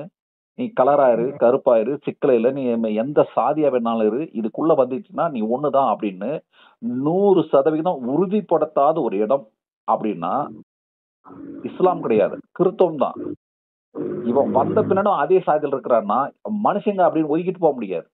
இல்ல அவங்க மனுஷங்களா இருக்கிறாங்க, அதனால ஒண்ணும் பண்ண முடியாது. நம்ம தேவனை பத்தி பேசணும் அப்படின்னா அந்த மனுஷங்களாம் சேர்ந்து தானே தேவன் ஆக்க முடியும். இவன் மனுஷங்களாம் சேர்ந்து தானே ஒரு ரிலிஜனா இருக்க முடியும். அப்ப இந்த மனுஷங்கள்லாம் ஒரு ஒரு ஜஸ்ட் அப்படின்னு ஒதுக்கிட்டு போயிட முடியாது. அவன் சாதியா இருக்கிறான், அவனை சரி பண்ண வேண்டிய பொறுப்பு நமக்கு இருக்கு. அவன் தீண்டாமையை கடைப்பிடிக்கிறான், இன்னொரு மக்களை வந்துட்டு படுகொலை பண்ணிட்டு இருக்கிறான். இந்த கீழ் சாதின்னு ஆணவ படுகொலை பண்றான். பெண்கள் அப்படிங்கறதுனாலே இப்ப மிகப்பெரிய தீண்டாமை இன்ன வரைக்கும் நடக்குதா இல்லையா? இன்ன வரைக்கும் நடக்குது. மோகன் சி லாசரஸ் பேசின ரீசெண்ட் வீடியோ உங்களுக்கு வேணா அனுப்பிச்சு விடுறேன். ஒரு பெண்ணோட கடமை என்ன? கணவனுக்கு அடிப்பணி நடப்பது. அப்படி சொல்ற பைபிளை நான் எரிக்கிறதுக்கு தயங்க மாட்டேன். அப்படி சொல்ற இயேசு அப்படின்னா நடுத்தருள் நிக்க வச்சு அடிப்பேன் நான். இயேசு அப்படி சொன்னாரா? அப்படியே சொன்னாரு இயேசு? இல்ல யாரு போய் நின்று வேடிக்கை பாத்தீங்களா? யாரு பாத்தீங்க? இயேசு பேச நேரடியா யாரு பார்த்தா? அவர் இறந்த 1100 வருடங்களுக்கு பிறகு உருவாக்கப்பட்டது பைபிள். அந்த பைபிள் எப்படி உருவாக்கணும்? அவரோட சீடர்கள் ஆரம்பத்துல தேவன் அவரே, நான் பைபிள் எந்த ஒண்ணு இருக்கு அந்த ஃபர்ஸ்ட்ல அதை பத்தி எழுதி இருக்கு. இருங்க நான் சொல்றேன், இருங்க பேசுறேன் இருங்க. அப்போ நீங்க சொல்லக்கூடிய எல்லாமே பைபிள்ல இருக்கு அப்படின்னா, அப்ப நீங்க தீண்டாமை ஆதரிக்கிறீங்க, பெண் அடிமைத்தனத்தை ஆதரிக்கிறீங்க, ஏற்றத்தாழ்வு ஆண்டு ஆதரிக்கிறீங்க, சாதி மதத்தை ஆண்டு ஆதரிக்கிறீங்க, எல்லாத்தையும் ஆதரிக்கிறீங்களா? எல்லாத்தையும் அப்படியே சொல்லுது பைபிள், அப்படியே சொல்லியிருக்கு. நான் அப்படி பைபிள் பார்த்ததே இல்லையே. இப்படி ஒரு வாசகத்தை பைபிள் எங்கேயுமே பார்க்கலையே நான். கணவனுக்கு அடிப்பணி நடத்தல் அப்படின்னா ஏன் கணவன் பெண்ணுக்கு அடிப்பணி நடக்க கூடாதா? அது என்ன பகுத்தறிவு? நான் தெளிவா சொல்றேன், இப்பயும் சொல்றேன். வேணும்னா திருப்பி ஸ்டார்டிங்ல இருந்து படிங்க, பைபிள் படிங்க. நான் படிச்சுட்டு இருக்கேன், நீங்க கொடுத்ததையும் படிச்சேன். தெளிவா ஒரு இடத்துல கூட ஆணுக்கு பெண் அடிமை அப்படின்னு ஒரு இடத்துலயும் இல்லை. அப்படி அப்படி அப்படி சொல்லக்கூடிய ஒரு கருத்து எந்த இடத்துல இல்லை. ஆனா மோகன் சி லாசரஸ் சொல்றாரு, கணவனுக்கு அடிப்பணிந்து நடப்பதுதான் ஒரு பெண்ணின் கடமை, அதுதான் இயேசுவுக்கு நீங்க செய்யக்கூடிய. இது என்ன வகையான வார்த்தை இது? ஒரு பெண்ணுங்கிறவ கணவனுக்கு அடிமையா இருக்கணும். நீங்க என்ன சொல்றீங்க? மோகன் சி லாசரஸ் என்ன சொன்னாரு? இந்த கடவுளுக்கு இல்ல கணவனுக்கு அடிப்பணிந்து நடப்பதுதான் பெண்ணோட கடமை. அது நீங்க தேவனை அடைவதற்கு வழிவகுக்கும். ஏன் அந்த அதே கணவன் இந்த பெண்ணுக்கு அடிப்படையில் நடக்க வேண்டியதானே? நீ சொல்லிருக்கணும்ல. அப்போ சொல்றது யாரு அப்படின்னா மோகன் சிலாசர ஒரு ஆண். அப்ப அவர் மனசுக்குள்ள ஒரு ஆணாதிக்கம் இருக்கு, ஒரு வன்மம் இருக்கு, பெண்களே கையாளக்கூடிய ஒரு வன்மம் இருக்கு. அந்த வன்மத்தின் வெளிப்பாடு பைபிள் சொல்லிச்சுன்னு சொல்றாரு. அப்படி ஒரு வசனத்தை ஒரு இடத்துல கூட நான் பார்க்கல. ஆணுக்கு பெண் அடிமை அப்படிங்கிற ஒரு இடத்துல கூட நான் பார்க்கல பைபிள்ல. ஆனா அவர் என்ன சொல்றாரு? பைபிள் சொல்லுது கீழ்ப்படிந்திருக்கு, கணவர் சொந்த கணவர் கீழ்ப்படிந்திருக்கு. அது என்ன பொருள்? அதாவது ஆண் குடும்பத்துல தலைவர் ஆண் சொன்னா பாருங்க, இந்த தலைவர் செயலாளர், இந்த தலைவர் செயலாளர் பொருளாளர் ஒரு அமைப்பு, ஒரு கட்சி, ஒரு இயக்கம், ஒரு குழு இருக்கணும். அது குடும்பம். அது ஒரு குடும்பத்துல எல்லாருமே ஈக்குவாலிட்டி பார்க்கணும். இந்த ஈக்குவாலிட்டிக்காகத்தான் தன் வாழ்நாள் முழுக்க வழியை அனுபவிச்ச ஒரு மனுஷன் தான் இயேசு. இங்க ஈக்குவாலிட்டி நீ பார்க்க மாட்டேங்கிற, நீ இன்னொரு சக மனுஷன் நீ அடிமைப்படுத்துற, உன் கூட முட்டி போட சொல்ற, உன்னை கடவுளை ஏத்துக்க சொல்ற, அதெல்லாம் ஏத்துக்க முடியாது. கடவுள் இல்லை அப்படின்னு மிகப்பெரிய கொடுமைக்கு ஆளாக்கப்பட்ட ஒரு மனுஷன் தான் இயேசு. கடவுள் இல்லை, உருவமற்றவன் சொன்னதுனாலதான் முகமது நபியை மெக்கால இருந்து மெதினா வரைக்கும் கல்லால அடிச்சு துரத்தினாங்க. கடவுள் அப்படின்னு ஒண்ணு இல்லைன்னு சொன்னதுனாலதான் உருவம் இல்லைன்னா ஒரு லைட், அதாவது ஒரு மகிமை அதுதான் சொல்றேன். இவங்க சொல்ற கடவுளை சொல்றாங்க, மூடத்தனம் கலந்த கடவுள் இல்லைன்னு சொல்றாரு அவர். கடவுளுங்கிறது ஒரு வைப்ரேஷன், ஒரு உணர்வு. நீங்க சொன்னீங்களே, ஒரு உணர்வு, ஒரு ஆத்ம திருப்தி. இப்ப அம்மா கோயிலுக்கு போகுது, அப்ப நீங்க அனுமதிக்கிறீங்களா? அப்ப உங்க அம்மா வந்து முட்டாளாக்கிறதுக்கு நீங்க அனுமதிக்கிறீங்களா நீங்க கேள்வி கேட்டீங்கன்னா, என் அம்மாவோட பார்வையில அங்க போன ஒரு ஆறுதல், அந்த ஆறுதலுக்காக அம்மா அங்க போகுதுன்னா அதை நான் டிஸ்டர்ப் பண்ணக்கூடாது. எனக்கு ஒரு ஆறுதல் சர்ச்சில் கிடைக்கும்னா நான் சர்ச்சுக்கு நான் வரது தயங்கக்கூடாது. அப்ப சர்ச்சுக்கு போறவங்க நான் கொஸ்டின் பண்ணக்கூடாது. ஆனா நான் திரும்ப ஒண்ணு சொல்றேன், நான் போறேன், ஆனா போனா இதெல்லாம் நான் கடைப்பிடிப்பேன். தீண்டாம கடைப்பிடிப்பேன், பெண்களை கீழே பார்ப்பேன், எல்லாத்தையும் நான் அதை தான் பார்ப்பேன். என்னை போன்ற ஆட்கள்லாம் கேள்வி கேட்கிற ஒரு போப்பு இருக்கிற இடத்துல ஒரு பெண் வர முடியுமா? சங்கராச்சார இருக்கிற இடத்துல இன்னும் ஒரு பெண் வர முடியுமா? முகமது நபி இத்தனை முகமது நபியில் இருந்தாங்கல்ல, அத்தனை முகமது நபிக்கும் ஒரு பெண் கூட கிடையாது. எந்த ஆசிரமத்திலையும் சரி, எந்த விஷயம் சரி, பெண்களோட இடம் என்ன?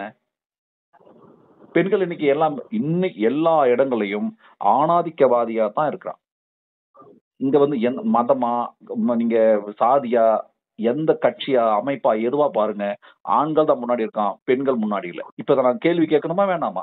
அப்படி நான் கேள்வி கேட்டா கிறிஸ்டானிட்டிக்கு நாங்க எதிரானோம்னா ஐ டோன்ட் கேர், அதை பத்தி கவலை கிடையாது. சம உரிமை தான் கொடுத்துருக்கு. கிடையாது. இப்போ போபாண்டவர் இருக்கிறாங்கல்ல, வாடிகண்ட யார் தலைமையாளு? வாடிகன்ல யார் தலைமையா இருக்கிறா? இத்தனை ஆண்டு வருடங்களா வாடிகன் உருவாக்கப்பட்டு இத்தனை வருடங்களா யார் அங்க தலைவரா இருக்கிறா? யார் போப்பா இருக்கிறா?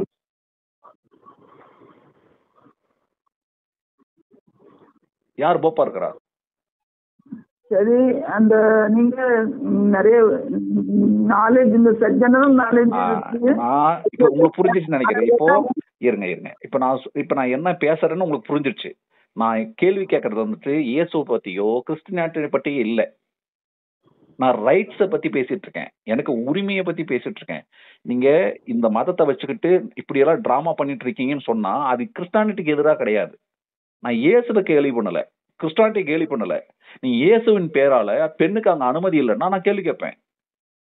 இத்தனை வருடங்களாக ஒரு போப்பான ஒரு பெண்ணை வைக்கல, ஏன் நீங்க இல்லன்னு சொல்லல அவரு? இப்ப அறிவிக்கட்டும் பாருங்க, உலகம் முழுக்க கிறிஸ்டானிட்டியா மாறுவான், கிறிஸ்துவனா மாறுவான். இப்ப போப்பு இப்ப இருக்கிற போப்பு, அடுத்த போப்பு வந்து ஒரு பெண்ணை தான் நாங்க தீர்மானிக்க போறோம் அப்படின்னு சொல்லுங்க. கிடையாது. இன்னைக்கு இந்தியாவில சங்கராச்சாரம் இருக்கிறாங்கல்ல, எத்தனை பேர் இருக்கிறாங்க? ஒரு சங்கராச்சார பெண்ணு கிடையாது. இங்க எந்த கோயில்களையாவது மக்களுக்கு உள்ள நுழைய முடியுமா? உள்ள நுழைய முடியாது. இங்க நான் நாகர்கோயில்ல 3 வருடங்களா இருந்திருக்கேன். பல சர்ச்சுகள்ல சாதி பார்க்கப்படுது. BC church, MBC church, SC church, ST சர்ச்சுன்னு பாத்துருக்கேன். இதுல வந்து பார்க்க கூடாதுன்னு வேற ஜாதி பொண்ண கல்யாணம் பண்றாங்க. இதனால சில ஆண்கள் வந்து அந்த ஜாதி சொல்லி காட்டுறாங்களாம். அதனால அப்படி செய்யறவங்க செய்யாம சர்ச்சு நான் பாத்திருக்கேன், பல நூறு சர்ச்சு பாத்திருக்கேன், பிசி சர்ச்சு, நாடார் சர்ச்சுனே பாத்திருக்கேன். நான் நாடார் சர்ச்சு, வெள்ளாளர் சர்ச்சுன்னு நான் பாத்திருக்கேன். நாடார் தான். அப்போ நான் கேளுங்க, இப்ப இதெல்லாம் சரி பண்ணாம இந்த மதத்துக்கும் ஒரு நபருக்கும் தொடர்பில்லாத மக்களை நாடி நீங்க இயேசு நாடி வாங்கன்னு சொன்னீங்கன்னா இந்த குஷ்ணவன் எழுப்பானா எழுப்ப மாட்டானா? அவங்க இப்படிதான். அப்ப அந்த கொஸ்டின் இப்பதான் பதில் சொல்லுவீங்களா? இல்ல இல்ல அவங்க வேற மாதிரி இருக்காங்க, இவங்க வேற மாதிரி இருப்பாங்க. அப்ப அவங்களெல்லாம் சரி பண்ணணும். அவன் இப்ப என்ன பிரச்சனைனா, என்ன மாதிரி ஆட்கள் உங்களுக்கு பிரச்சனை கிடையாது. ஏன்னா நான் கடவுள் இல்லைன்னு சொல்லிட்டேன். ஐ டோன்ட் கேர், என்னை பத்தி நீங்க கவலைப்பட வேண்டியது இல்லை. ஆனா இயேசு இருக்கிறான்னு ஒருத்தன் நம்புறான் பாத்தீங்களா, அவன் ஃப்ராட் பண்ணிட்டு இருக்கான். அவனை நீங்க கண்டுக்க விட்டுட்டீங்க. நீங்க வந்து இவன் ஃப்ராட் பண்ணா தப்பா நடக்கணும், அவன் நீங்க திருத்த முடியாது. அதேதான், திருத்த முடியாது. வேற நீங்க வந்து கடவுளை நம்புறீங்க, நான் சட்டத்தை நம்புறேன். இந்திய அரசமைப்புப்படி அவன் ஃப்ராட் பண்றானா, அப்போ பாருங்க திருத்த முடியாது. இல்ல திருத்தத்துக்கு நான் ஒன்னும் நீங்க சொன்ன மாதிரி கடவுளை கிடையாது. அவன் தப்பு பண்ணியிருக்கான்னா அந்த தண்டனை அனுபவிக்கணும், அல்லது அவன் சரியாகும். அநியாயம் செய்ய அநியாயம் செய்யட்டும், பரிசுத்தம் என்ன பரிசுத்தம் அப்படிதான் விட்டு கொடுத்துருக்காரு. மற்றபடி அவனை உடனே திருத்துக்கு அவருக்கு இது பண்ணது. ஆனா லாஸ்ட் புக் படிச்சிருக்கீங்களா நீங்க? ரெவலேஷன் இல்ல, நீங்க போற போக்குல ஒரு வார்த்தை சொன்னீங்க பாத்தீங்களா, அவன் தப்பு பண்ண தப்பு பண்ணிக்கிட்டோம், அப்படி சொல்றவன் கடவுளா? என்ன சொன்ன? அவன் குற்றம் செய்யறவன் குற்றம் செஞ்சுட்டு போட்டான், அதை பத்தி கவலை இல்ல அப்படின்னு ஒரு வார்த்தை. அவரு எல்லாமே எழுதி கொடுத்துட்டாரு. இப்படி திரும்பினா அந்த கடைசி புக்க படிச்சு பாருங்க. இருங்க நான் படிக்கிறேன், கொடுங்க, நான் படிக்கிறேன், ஒன்னும் பிரச்சனை இல்லை. ஏன்னா எங்கிட்ட குரான் இருக்கு, பைபிள் இருக்கு, நிறைய புத்தகங்கள் கொடுப்பாங்க, நான் வேணான்னு சொல்ல மாட்டேன். இப்ப போன வாரம் கூட ஒரு அம்மா ஸ்டேஷன்ல வந்துட்டு ரயில்வே ஸ்டேஷன் ஒரு கிட்ட புக்கு கொடுத்துருந்தாங்க, அதான் நான் படிச்சுட்டு இருந்தேன். ஒரு காலையில அதான் படிச்சுட்டு இருந்தேன். எனக்கு என்னன்னா பாருங்க, கடவுள் பேரால இருக்கக்கூடிய ஒரு ஆளு கூட சட்டத்தை மேல பயம் கிடையாது, சட்டத்தை மதிக்கிறதே கிடையாது. சட்டப்படி அவனை தண்டிக்கணும். கிட்டத்தட்ட இந்த நான் ஒரு நாட்டுல வசிச்சுட்டு இருக்கேன், இந்த நாட்டுல ஒரு சட்ட திட்டங்கள் இருக்கு. இது சிக்கல் இருக்கு, இங்க வந்து இது அனுமதி கிடையாது, இது குற்றம், சட்டப்படி குற்றம் அப்படின்னு சொல்றதை விட்டுட்டு உங்க மாதிரி நாட்களை என்ன மாறிடுறீங்க அப்படின்னா, அந்த மாதிரி நாட்களை பத்தி கவலை இல்லை. அப்போ வேற எந்த மாதிரி நாட்களை பத்தி கவலைப்படுவீங்க? ஜான் ஜபராஜ் பத்தி நீங்க என்ன சொன்னீங்கன்னா, நீங்க வந்துட்டு பொய் பிரச்சாரம் பண்ணிட்டு இருக்காங்க, உண்மை வெளிவரும்னு எனக்கு நீங்க மெசேஜ் பண்ணீங்க. நான் என்ன சொன்னா, உண்மை வெளிவரும், கூடிய வரும் உண்மை வெளிவரும், அதெல்லாம் பொய்யா செய்தி பரப்புறாங்க. பணம் கொடுத்து தள்ளுபடி ஆக்கினால உண்மையை தெரிஞ்சு தள்ளுபடி ஆக்கினாங்களா? ஜான் ஜபராஜோட விஷயத்துல நீங்க முன்கூடி என்ன சொன்னீங்கன்னா, அவர் நிரபராதி, அவர் திட்டமிட்டு அவர் மேல பொய் பிரச்சாரம் பண்றாங்க அப்படின்னு நீங்க சொன்னீங்க. அந்த லேடிஸ் மிஸ்ஸஸ் குடும்பத்துல இருந்து வந்து எடுத்து வளர்த்த அந்த பொண்ணு அவளே நேரே வாய்மொழி சொல்லிட்டால, இவரு இல்ல அவருக்கு தம்பி தான் மிரட்டப்பட்டது. கேளுங்க, அடுத்த 3 நாள்ல நான் சென்னைக்கு போயிருந்தோம், எங்களோட அமைப்பை சேர்ந்தவங்க நான் சென்னைக்கு போயிருந்தோம். அந்த பெண்களை நாங்க சந்திச்சு பேசணும், வாக்குமூலம் வச்சிருக்கோம். அந்த ஆடியோவெல்லாம் இன்னும் எங்க அமைப்போட தலைவர்கிட்ட வச்சிருக்கிறாங்க. அதுக்கு பிறகு மிகப்பெரிய அழுத்தம் பல இடத்துல இருந்து, பணக்கார இடங்கள்ல இருந்து, மிகப்பெரிய இடங்கள்ல இருந்து அந்த பெண்களுக்கு அழுத்தம் போயிருக்கு. உயிருக்கு பயந்து அப்படிதான் சொல்லுவாங்க. ஜான் ஜபராஜ் இப்போ நீங்க எப்படி நினைச்சிருக்கீங்க? மிகப்பெரிய கோட்டீஸ்வரன், மிகப்பெரிய பணம் உள்ளவன், மிகப்பெரிய ஆளு. இன்னைக்கு அவங்ககிட்ட அமைச்சர்கள் தெரியும். கேளுங்க, நீங்க ஒரு குற்றவாளிக்கு நீங்க இவ்வளவு பெரிய ஆதரவாளர் இருந்துடக்கூடாது. நீங்க வந்துட்டு அவன் குற்றம் செஞ்சா நீங்க இன்ன வரைக்கும் சொல்லல பாருங்க. அவன் குற்றம் செஞ்சா நீங்க திரும்ப என்ன பண்றீங்கன்னா, அந்த பெண் வந்துட்டு வாக்குமூலம் கொடுத்துட்டா, அப்ப துவக்கத்துல கொடுத்த வாக்குமூலம் பொய்ன்னு சொல்றீங்களா நீங்க? அப்ப துவக்கத்துல ஒரு சொன்னாங்கல்ல, அப்ப என்ன சொன்னீங்க? தம்பி தான் பண்ணனானுன்னா அவன் வந்து அவளை அப்போ அங்க சென்னையில முறை எஃப்ஐஆர் போடும் போது அங்க அந்த எஃப்ஐஆர் என்ன இருந்து தெரியுமா உங்களுக்கு? முதல்ல ஜான் ஜபரா பத்தி அவங்க பெண்கள் என்ன குறிப்பிட்டாங்க தெரியுமா? அதுக்கு பிறகு அந்த பெண்களை மிரட்டப்பட்டிருக்காங்க. கேளுங்க, அந்த பெண்களுக்கு மிரட்டப்பட்டிருக்காங்க. நானும் யூடியூப் படி பார்க்க டைம் இல்ல, அதனால எதை சொல்றதோ நாளைக்கு யூடியூப்ல விடுங்க. யூடியூப் போடல, அதுல விட்டுருங்க. இப்ப என்ன சொல்றீங்க? இப்ப என்ன சொன்னீங்க? யூடியூப்ல விட்டுருங்க. நான் பேசுனது, இதுக்கு முன்னாடி அதான் பேசுனவங்கலாம் விட்டுருங்க. இப்ப என்ன இந்த சொல்றீங்க? அந்த program பெண்கள் வாக்குமூலம் குடுத்துட்டாங்க அப்படின்றீங்க. இப்ப நான் என்னன்றேன்னா, அப்ப ஃபர்ஸ்ட்ல ஒரு வாக்குமூலம் குடுத்தாங்கல்ல. அப்ப அது பொய்யா? சர்ச்சில் என்ன 2 கொடுத்தாங்க? ஜான் ஜபராஜ் இதுக்கெல்லாம் காரணம்னு எஃப்ஐஆர் போட்டிருக்காங்க. எனக்கு இருக்கு ஜான் ஜான் ஜபராஜ் ஜபராஜ். தான் இந்த குற்றங்களுக்கெல்லாம் மூல காரணம் ஜான் ஜபராஜ் தான். இந்த குற்றங்களை பாலியல் சீண்டல் செஞ்சது, அபியூஸ் பண்ணது ஜான் ஜபராஜ் தான். அவங்க அங்க வழக்கு போட்டிருக்காங்க. அந்த வழக்கு எப்ப போட்டாங்கன்னா 1 வருஷத்துக்கு முன்னாடி கொடுத்த வழக்கு. அவங்க எடுக்கவே இல்ல. திரும்ப திரும்ப திரும்ப திரும்ப அவங்க போய் அழுத்தம் கொடுக்குறாங்க. ஏன்னா அவங்க பெருசா கண்டுக்க முடியாது. ஜான் ஜபராஜ் பெரிய ஆளு, பணக்காரன். அதுக்கப்புறமா ஒரு ஆனா அமைப்பு கிட்ட போற கேளுங்க கேளுங்க நான் சொல்றேன் கேளு. என்ன நடந்துச்சுன்னு தெரியாது உங்களுக்கு. நீங்க பாட்டு பேசிட்டு இருக்காதீங்க. மக்கள் மன்றம் அப்படின்னு ஒரு அமைப்பு காஞ்சிபுரத்துல, அந்த மக்கள் மன்ற அமைப்புக்கு அந்த பெண்கள் போறாங்க. அதுக்கப்புறமா தான் அந்த வழக்கு பதிவு பண்ணது. எஃப்ஐஆர் போடுறாங்க, அவர் கைது பண்றாங்க. கோயம்புத்தூர் தலைமறைவாகிறாரு. தலைமறைவான மனுஷன் குற்றம் செய்யாதவன் தலைமறை எதுக்கு ஆகணும்? நான் குற்றம் செய்யல, நேர சட்டத்தை சந்திக்க வேண்டியதானே. எதுக்கு தலைமறைவாகணும்? யார் தலைமறைவாகவும் தெரியுமா? முன்ஜாமீன் கிடைக்காதவன் தலைமறைவாகுவான். அந்த முன்ஜாமீன் யார் வாங்குவான்? குற்றம் செஞ்சுட்டோம் எப்படியா தப்பிச்சு வரணும், அவன் தான் முன்ஜாமீன் வாங்குவான். அப்ப நீ எதுக்கு தலைமறைவான போய்? அப்போ நீங்க என்ன பண்றீங்க? திரும்ப திரும்ப அந்த பெண்கள் அப்படிங்கிறீங்க.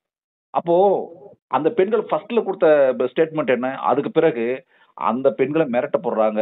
பயங்கரமான கொலை மிரட்டல்லாம் போகுது. உயிருக்கு பயந்துகிட்டு அதுக்கப்புறம் நடவடிக்கை எடுக்கிறாங்க. வேற வழி இல்ல. அந்த பெண்களுக்கு என்ன பண்ண முடியும்? தெரியாது. சரி, நீங்க அது தண்டனை கொடுக்கல, தெய்வம் தண்டிக்கல, இதுதான் இந்த இதுல இதான் அது தண்டனை punishment. தெய்வம் கொடுக்கல, அதெல்லாம் நான் பேசலம்மா. நான் பாருங்க, நான் தெய்வத்தை பத்தியே நான் வரல இங்க. கிறிஸ்டியானிட்டி பத்தியோ தெய்வத்தை பத்தியோ வரல. மதத்தை வச்சுக்கிட்டு ஒருத்தன் இப்படி ஒரு குற்றம் செய்யறான், அவனை சட்டப்படி தண்டிக்கணும். இதுதான் நாங்க பேசுறது இங்க. ஏன் மதத்தில் இருக்கிறவன் தண்டிக்கல, ஏன் இயேசு வந்து கேட்கல, அதெல்லாம் நான் கேட்க முடியாது. ஏன்னா கேட்க மாட்டார். இது வரைக்கும் கேட்கல, இதுக்கப்புறம் வந்து கேட்க மாட்டார். இது எங்களோட நிலைப்பாடு. இது நான் சொன்னா உங்க மனசு புண்படும். Judgment எப்படி இருக்குது? பைபிள்ல இருக்கு. நீ கடைசி புக் படிச்சு பாருங்க. பாருங்க, Revelation. நான் படிச்சேன் படிக்கல, இது வரைக்கும் வராத கடவுள் அந்த புக்கை படிச்சாதான் வருவாரா? என்னது இது? இல்ல, அது லாஸ்ட் ஜட்மெண்ட் வந்து மனுஷன் நீங்களும் அவருக்கு முன்னாடி நிக்க வேண்டியதான். எல்லா கண்ணும் அவரை காணும். கடைசி வந்து ஒரு ஜட்மெண்ட் இருக்கு. அது ரெவலேஷன் அங்க பாருங்க, நான் அதெல்லாம் சரி. இப்ப பாருங்க, திருப்ப அந்த கடவுளை கொண்டு வந்து வைக்கிறீங்க. நான் ஜான் ஜபராஜை பத்தி பேசிட்டு இருக்கேன், நீங்க கடவுளை கொண்டு வந்து முன்னாடி வைக்கிறீங்க. ஏன் தண்டனை கொடுக்கலன்னு சொல்றீங்களா? அதான் கேட்டேன். அவர் எப்படி கொடுப்பாரு? அவர் கொடுக்க வேண்டிய அவசியம் இல்லை. நான் சொல்றது சட்ட ரீதியா பேசிட்டு இருக்கேன். நான் சட்ட ரீதியா பேசும்போது நீங்க கடவுளை கொண்டு முன்னாடி வைக்க கூடாது. அது சரியில்லை. அது அவன் குற்றம் செஞ்சிருக்கான். அந்த குற்றம் எந்த அடிப்படையில் செஞ்சிருக்கான் கேளுங்க. நான் தன்னை வந்து ஒரு ஊழியன், ஒரு பாஸ்டர் அப்படின்னு ஒரு குற்றம் செய்யறான். அப்ப இவனை நான் போலி பாஸ்டர்னு சொல்ல வேண்டியிருக்கு. இப்போ பாருங்க, நீங்க ஒரிஜினல் பாஸ்டரா போலி பாஸ்டரா? இப்படி கேட்ட உங்களுக்கு வருத்தம் வரும் தானே? உங்களுக்கு மனசு கஷ்டப்படும் தானே? உங்க மேல எப்போ ஒரு கொஸ்டின் வரும்னா, நீங்க ஏதாவது தவறு பண்ணீங்கன்னா, கடவுளுக்கு எதிராக ஒரு தவறு பண்ணீங்கன்னா, நீங்க நிறைய சொல்லிட்டீங்க, அவங்களுக்கு தண்டனை அவங்களுக்கு கிடைக்கும், அப்போ அதுக்கு அடைக்கும் கொடுப்பாரு. இது வரைக்கும் கொடுக்காத கடவுள் இதுக்கப்புறம் கொடுக்க போறாரா? அது சிக்கல இல்ல. கொடுத்தா கொடுக்கட்டும், கொடுக்கலன்னா போட்டோம். நீங்க தெளிவா ஒரு விஷயம் சொல்றீங்க. நான் சட்ட ரீதியாக இவன் ஒரு குற்றம் செய்யறான் அப்படின்னு நான் சொல்றேன். அப்போ இந்த மதத்தை கேலி பண்றான். நான் இன்னும் சொல்ல போனா உங்களுக்கு நான் ஆதரவா பேசிட்டு இருக்கேன். கிறிஸ்தவத்துக்கு ஆதரவா பேசிட்டு இருக்கேன். என்னன்னா, கிறிஸ்தவத்தின் பேரால ஒருத்தன் இயேசுக்கு துரோகம் பண்றான், பைபிளுக்கு துரோகம் பண்றான், கிறிஸ்தவத்துக்கு துரோகம் பண்றான். இப்ப ஒரு குற்றம் செஞ்சுட்டான்னா, என் மதத்துல இப்படி ஒரு குற்றம் செஞ்சவன் இருக்கிறானே, முதல்ல இவனை களை எடுக்கணும், சட்ட ரீதியா தண்டிக்கணும் அப்படின்னு ஒரு கிறிஸ்தவனும் பேசல. இப்ப என்னோட கேள்வி அதுதான். இப்ப என்ன பண்ணணும்னா, இப்ப நான் பேசிட்டு இருக்கேன்ல, நான் இந்து கிடையாது, ஆனா சர்டிபிகேட்ல இந்து இன்னும் இருக்கு. அதை மாத்த முடியல. சரி, இருக்கட்டும். இப்போ நான் இந்து மதம் நடக்கக்கூடிய மூடத்தனத்தை நான் பேசுறேனா இல்லையா? என்னை போன்ற நபர்கள் நிறைய பேர் பேசுறாங்களா இல்லையா? அப்படி கிறிஸ்தவத்துல இருக்கக்கூடிய இந்த மாதிரி நபர்களை நீங்க வீடியோ நிறைய அனுப்பியிருக்கீங்க. அகத்தியன் அப்படி பேசிட்டு இருக்காரா இல்லையா? ஜாதியை பத்தி முட்டாள்தனத்தை பத்தி அவர் பேசுறாரா இல்லையா? அந்த மனுஷன் கூட இவர் நிறைய மனிதர்கள் அந்த மாதிரி வேணுமா வேண்டாமா? இப்ப அந்த மனுஷன் பேசுறது நான் எதிர பேசவே இல்லையே. ஒருபோதும் நான் பேச மாட்டேனே. அந்த மனுஷன் அன்பை விரும்புறாரு. இயேசு என்ன சொன்னாரோ அதை பண்ணுங்கடா, எங்க சாதியும் கிடையாது, மதமும் கிடையாது, ஒண்ணும் கிடையாது, வாங்க எல்லாம் ஒன்னா இருக்கலாம் அப்படின்னு அவர் கூப்பிடுறாரு. எங்கடா எப்படி பைபிள் அப்படித்தான் சொல்லுதுங்கிறாரு. இப்போ நானு ஜான் ஜபராஜ் சொன்னதை சொல்லவா, அகத்தியன் சொன்னதை சொல்லவா? ஜெனரலா மனுஷருடைய தப்பிதங்களை தான் எடுத்து நீங்க நிறைய பார்த்து அதுல தண்டனை கொடுக்கணும். அது மாதிரிப்பட்ட காரியங்களை புரிஞ்சு. ஆனா பைபிள்ல கடைசி நம்ம பயோப்சி போட்டு தெரியுமா? நெற்றிலையாவது இந்த கைவிரல் இந்த பெருவிரலுக்கு ஒரு சிப்பு பொருத்த போறாங்க. அதுக்கு எல்லாம் ரெடி ஆயிடுச்சு. உலகம் முழுவதும் அதை அக்செப்ட் பண்ணுவாங்க. ஏன்னா கம்ப்யூட்டர் வருது இல்ல, இது ரேஷன் கடையெல்லாம் அப்படி மாற்ற போறாங்க. அதுல நம்ம நெத்திலையும் பெருவிரல் இந்த வலது கை பெருவிரல் ஒரு சிப், அதாவது ஒரு சின்ன அரிசி இடையாதான் நீங்க படிச்சிருப்பீங்க, நியூஸ் தெரிஞ்சிருக்கும். அது எல்லா பயோடாக்டரும் அதுல வந்துருது. ஒரு இன்ஜெக்ஷன் மூலமா நெற்றியில அல்லது அது பைபிள அத்தனை வருஷத்து 3000 வருஷத்துக்கு முன்னாடி எழுதி வச்சாச்சு. அது இன்னைக்கு ரெவலேஷனா சொல்லி கர்த்தர் தெய்வம் வரும் நாளுக்கு முன்னாடி எல்லாரும் சிப்பு பொருத்தப்படும்.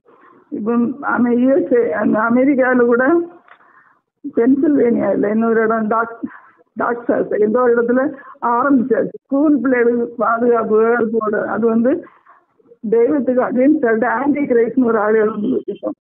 அது கடைசியில நித்தமா முடியும். அதெல்லாம் பைபிள்ல ரெவலேஷன் சொல்லிச்சு. அதுல அந்த அவ்வளவு வருஷம் எழுதி வச்சுட்டாங்க. இப்ப நடந்துட்டு இருக்கு. அதனால நான் சொல்றேன், தெய்வம் அவர் இந்த கடைசி நாட்கள்ல இந்த நியாய தீர்ப்பணும்னு நம்பிக்கை எல்லா மனுஷன் முன்னாடி நிற்பாங்க. லாஸ்ட் ஜட்ஜ்மெண்ட் அதெல்லாம் அந்த ரெவலேஷன் புக்ல மறைமுகமா வெளிப்படுத்தும் அந்த இதுல போட்டிருக்கு. அதெல்லாம் இன்னைக்கு காரியங்களை பார்க்கும்போது நாங்க அப்போ ஆரம்பத்துல எங்களுக்கு தெரியாது. ஆனா இப்போ நடைமுறை நடந்துகிட்டே இருக்கு. அவர் சொன்ன வார்த்தையும் நிறைவேறிட்டே இருக்குது. அதெல்லாம் நாங்க நம்புறோமே தவிர எங்களுக்கு மதத்துல எனக்கு பெரிய பற்றுதலோ அந்த அவர் சொன்ன வார்த்தைகளெல்லாம் நிறைவேறிட்டே இருக்கு. தீர்க்க தரிசனமா அந்த காலத்துக்கு சொன்னதெல்லாம் இன்னைக்கு இவ்வளவு 1000 வருஷத்துக்கு பிறகு எல்லாமே நடக்கும். அதே போல எல்லாமே நடக்கும். அவர் வருவாரு சீக்கிரமா. நம்ம அவரை சந்திக்க தான் நம்ம ஆயத்தமாகணும். சரி, இந்த சின்ன புக்கு இருக்கு. கொஞ்சம் கடவுள் சாதாரண மனுஷன் தானே ஏசு வந்தாரு, அவரை ஏன் தெய்வம்னு சொல்றீங்க அப்படின்னு ஒரு சின்ன வேதவன் ஒரு டைம் பார்த்துட்டு கொடுங்க. எனக்கு இது கிடைக்காது, புக் ஸ்டால் எப்பவும் இருக்காது. அதனால நீங்க என்ன பார்த்துட்டு கொடுங்க. இல்ல ஒண்ணு பிரச்சனை, நீங்க படிங்க, நான் தேவைப்பட்ட நான் வாங்கிக்கிறேன். ஒன்னும் சிக்கல இல்ல. எனக்கு நீங்க திரும்ப சொல்றேன், உங்களோட நம்பிக்கையோ உங்களோட கடவுளோட இதோ நான் கொஸ்டின் பண்ண மாட்டேன். அது என்னோட வேலை இல்ல. இப்போ கேள்விகளுக்கு உங்களுக்கு பதில் கிடைக்காது, வாய்ப்பு இல்ல, கிடைக்காது. நீங்க திரும்ப ஒண்ணு சொல்ற கேளுங்க. அந்த புத்தகத்துல இருக்கும். நான் கேட்ட கேள்விக்கு பதில் புத்தகத்துல இருக்கும். இங்க நடைமுறையில் இருக்கா, யதார்த்தத்துல இருக்கா, நெஜத்துல இருக்கான்னு பாருங்க. புத்தகத்துல இருக்கிறதுல பிரச்சனை இல்லை. இப்ப பகவத்கீதையில ஒரு சுலோகம் இருக்கு, எல்லாரும் ஒன்னா இருக்கணும், ஏற்றத்தாழ்வெல்லாம் கிடையாது, எல்லாம் ஒன்னாதான் இருக்கணும், எல்லாரும் கடவுள் பிள்ளைக்குன்னு பகவத்கீதை கூட இருக்கு. பைபிள் மட்டுமே இருக்கு, பகவத்கீதையில இருக்கு. அதனால பகவத்கீதை கொண்டாடணுமா? நானு அவ்வளவு தேவையில்லையே. அதே பகவத்கீதை தான் சொல்லுது இங்க பிராமணம், சத்திரியம், வைசியம், சுத்திரம் எல்லாம் என்னோட பிள்ளைகள் அப்படின்னு. அப்போ சாதியே கடவுள் அங்கீகரிக்கிற மாதிரி ஒண்ணு சொல்லுது. அப்ப இதை சொன்ன வசனம் அதுன்னு சொல்றதுனால நான் பகவத்கீதை எடுத்து நான் தலையில் வச்சுக்க முடியுமா? நான் கிருஷ்ணர் போட்டோ தூக்கி வீட்டுல மாட்டிக்க முடியுமா? முடியாதே. புத்தகங்கள் சொல்லும், 1000 சொல்லும், பைபிள் 1000 சொல்லும். அந்த பைபிளை வச்சுக்கிட்டு அல்லது பைபிளை வச்சிருக்கக்கூடிய பரப்பக்கூடிய அதை நம்பக்கூடிய அந்த மக்களுக்கு இங்க என்னவா இருக்கிறான்றத எனக்கு பார்க்க. இப்போ அதை நான் ரிசர்ச் பண்ணி அதை பார்த்து படிச்சு அதுக்கப்புறம் நான் பேச தோணு இருக்குல்ல, இது ஒரு வகை. அது நான் ஏற்கனவே பண்ணிட்டேன், ஏற்கனவே நான் பார்த்துட்டேன். அண்டர்ஸ்டாண்ட் பண்ணி வரது வரை நாங்க சொன்னா உங்களுக்கு அது புரியாது. அது படிக்கலாம், அது சிக்கல் இல்ல. நான் எழுப்ப ஒரு கேள்வி எல்லாம் இல்ல. கேளுங்க பகவத்கீதை இந்த வசனம் தப்பா இருக்கு அப்படின்னு எங்க பேசிருக்கேனா? குரான்ல இப்ப ஒரு வசனம் தப்பா இருக்கு அப்படி ஏதாவது பேசிட்டு இருக்கேன்னா? அதை நான் பேசல. பகவத்கீதையை வச்சுக்கிட்டு ஒருத்தன் ஃப்ராடு பண்ணான்னா, ஒரு தவறு பண்ணான்னா அதை நான் சுட்டி காமிக்கிறேன்னா, நான் இந்திய சிட்டிசன், ஒருத்தன் ரிலிஜன் காஸ்ட் எல்லாத்துக்கும் அப்பாற்பட்டு இந்தியன் சிட்டிசனா நான் ஒரு கொஸ்டின் பண்ண வேண்டி இருக்கு. அதுதான் பண்றேன் நான் ஒழிய திரும்ப நீங்க எங்க வரீங்கன்னா இதை படிங்க புரிஞ்சிடும், இதை படிங்க புரிஞ்சிடும். எனக்கு அது மேல எந்த வகையான கேள்வியும் இல்லை. எனக்கு பகவத்கீதை மேல அது படிக்கிறேன், நீங்க பாருங்க, அதை படிக்கிறேன், அது பிரச்சனை இல்லை. நாங்க திரும்ப நான் ஏதோ கிறிஸ்டானிட்டி பத்தியோ இல்ல இயேசு பத்தி கொஸ்டின் எழுப்புறேன் நீங்க நினைச்சிட்டு இருக்கீங்க. நான் ஸ்டார்டிங்ல பேசும்போதே சொல்லிட்டேன், எந்த மதத்தை பத்தியும் எந்த சாமியை பத்தியும் நான் கொஸ்டின் பண்ண மாட்டேன்.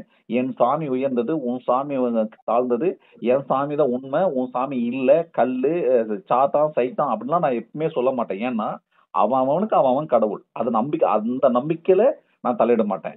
என்னோட கொஸ்டின் எங்க வரும் தெரியுமா? அந்த கடவுளின் பேரால நீ மக்களுக்கு ஏதாவது துரோகம் பண்ணா, தவறு பண்ணா, குற்றம் இழைச்சா, முட்டாள்தனத்தை பரப்புனா, அதை நான் கொஸ்டின் பண்ணுவேன். அந்த கடவுளை அது கொஸ்டின் பண்ண மாட்டேன். எல்லாத்துலயுமே இப்படி அவங்க சிரிச்சவங்க பீதிட்டுனா இருப்பாங்க. மறுபடி பிசாசு சோதனைகள் வரும்போது அப்படியே போயிடுறாங்க. நம்ம மனுஷதை நிற்க முடியும். பாருங்க, அதான் கடவுள்கள் இருக்கிற இடத்துல பிசாசு தான் ஓங்கி நிக்குது. அப்படின்னா நான் பிசாசா தான் கும்பிடணும் போல இருக்கு. கடவுள்கள் இருக்கிறாங்கன்னா கடவுள் எல்லாத்தையும் பாத்துக்கணும். ஆனா இப்ப நடக்கிற குற்றங்களுக்கெல்லாம் பிசாசு தான் காரணம் அப்படின்னா, அப்போ வலிமையா பிசாசு தான் இருக்கு. அப்போ பிசாசுக்கு ஒரு கோயிலை கட்டி கும்பிட்டுற வேண்டியதான்.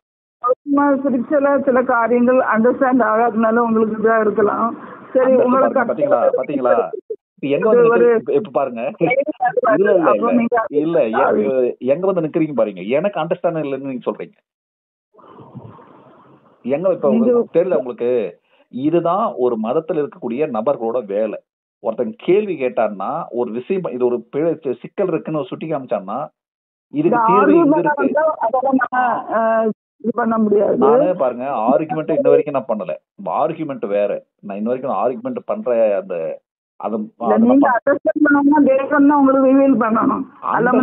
அண்டர்ஸ்டாண்டிங் இல்ல அப்படி சொல்றீங்க இல்லையா? அண்டர்ஸ்டாண்டிங் இல்லன்னு சொல்றீங்க இல்லையா? என் கேள்வி ரொம்ப ரொம்ப எளிமையானது. நீங்க கொடுக்கக்கூடிய புத்தகத்தை படிச்சுதான் கடவுளை தெரிஞ்சுக்கணும் அவசியம் கிடையாது. அந்த கடவுளை எனக்கு உணர்த்தலாமே. கடவுள் உண்மைன்னா இருக்கிறாருன்னா, டே நான் இருக்கிறேன்டான்னு எனக்கு அவர் உணர்த்தலாமே. உங்களுக்கெல்லாம் வர்ற அந்த கடவுள் இருங்க கேளுங்க. எங்க அம்மாவும் சொல்லுது கனவுல மாரியாத்தா வந்துச்சுடா அப்படின்னு. இப்ப நான் போயிட்டு மாரியாத்தா கோயிலுக்கு போய் கும்பிட்டுட்டு இருக்கணுமா? அது அம்மாவோட நம்பிக்கை. அதை நான் நம்பணும்னு அவசியம் கிடையாது. இப்போ எனக்கு ஒரு கொஸ்டின் இருக்குன்னா, இல்ல உங்களுக்கு ஒரு அண்டர்ஸ்டாண்டிங் இல்ல அப்படின்னா, நான் தெளிவா இருக்கேன். கேளுங்க.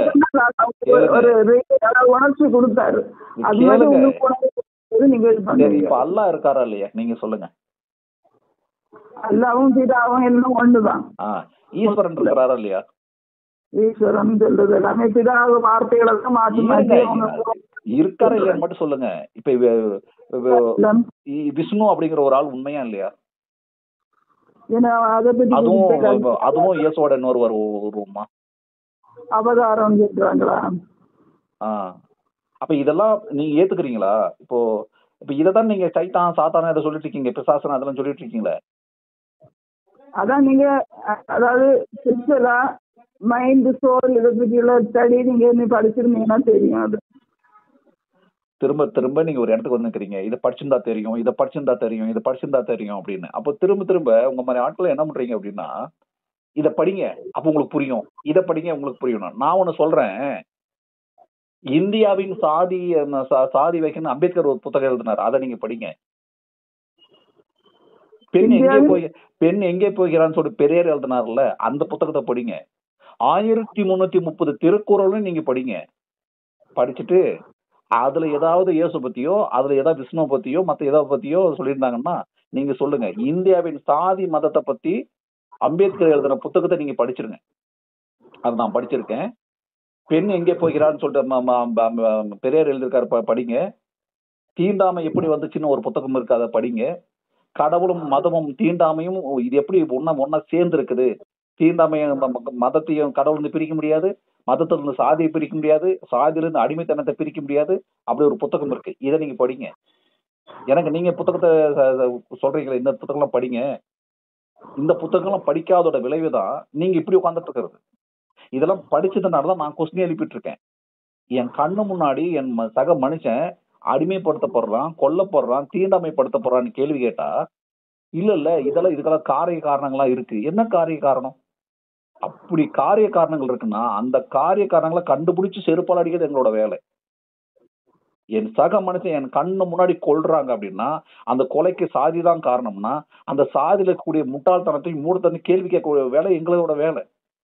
அந்த சாதிக்கு பாதுகாப்பா எந்த மதம் இருந்தாலும் சரி, அந்த மதத்தை கேள்வி கேட்க வேண்டிய வேலை எங்களோட வேலை. சாதி உருவாக்குனா மற்ற புற ஜாதிகளுக்கு மற்ற மக்கள் தான் சாதி, அவங்க கடவுளுக்கு பல தெய்வம், சாதி நம்ம ஜாதிக்கு ஒரு தெய்வம், இப்படி உண்டாகிட்டு அந்த கிறிஸ்டின்ல அப்படி உண்டாகுது. திரும்ப நீங்க என்ன பண்றீங்க? இதை படிச்சுதான் உங்களுக்கு தெரிஞ்சிருக்கும், இதை படிக்கல வேணா படிங்க. நான் சொல்றேன், மதம் என்பது முட்டாள்தனம். படிங்க, புத்தகத்தை படிங்க. கடவுள் அப்படி ஒண்ணு இல்லவே இல்லை, படிங்க. நான் சொல்ற நான் சொல்லக்கூடிய புத்தகங்கள் எல்லாமே கிறிஸ்துவத்துல இருந்து எழுதின ஆட்கள் புத்தகம். நான் இப்ப சமீபத்துல இங்கிலாந்துல ஒரு நபர் வந்து வீடியோ வெளியிட்டிருக்காரு. சூரியன் என்ன பண்ணிட்டு இருக்கு, சூரியனை சுத்தி பூமி என்ன பண்ணிட்டு இருக்கு, இந்த கோளுக்கு போக்கு ஆராய்ச்சி ரீதியா பண்ணிட்டு இருக்காரு. இப்ப கடவுள் ஒண்ணு இல்லவே இல்லைன்னு ஒருத்தர் வீடியோ போட்டுட்டு இருக்காரு.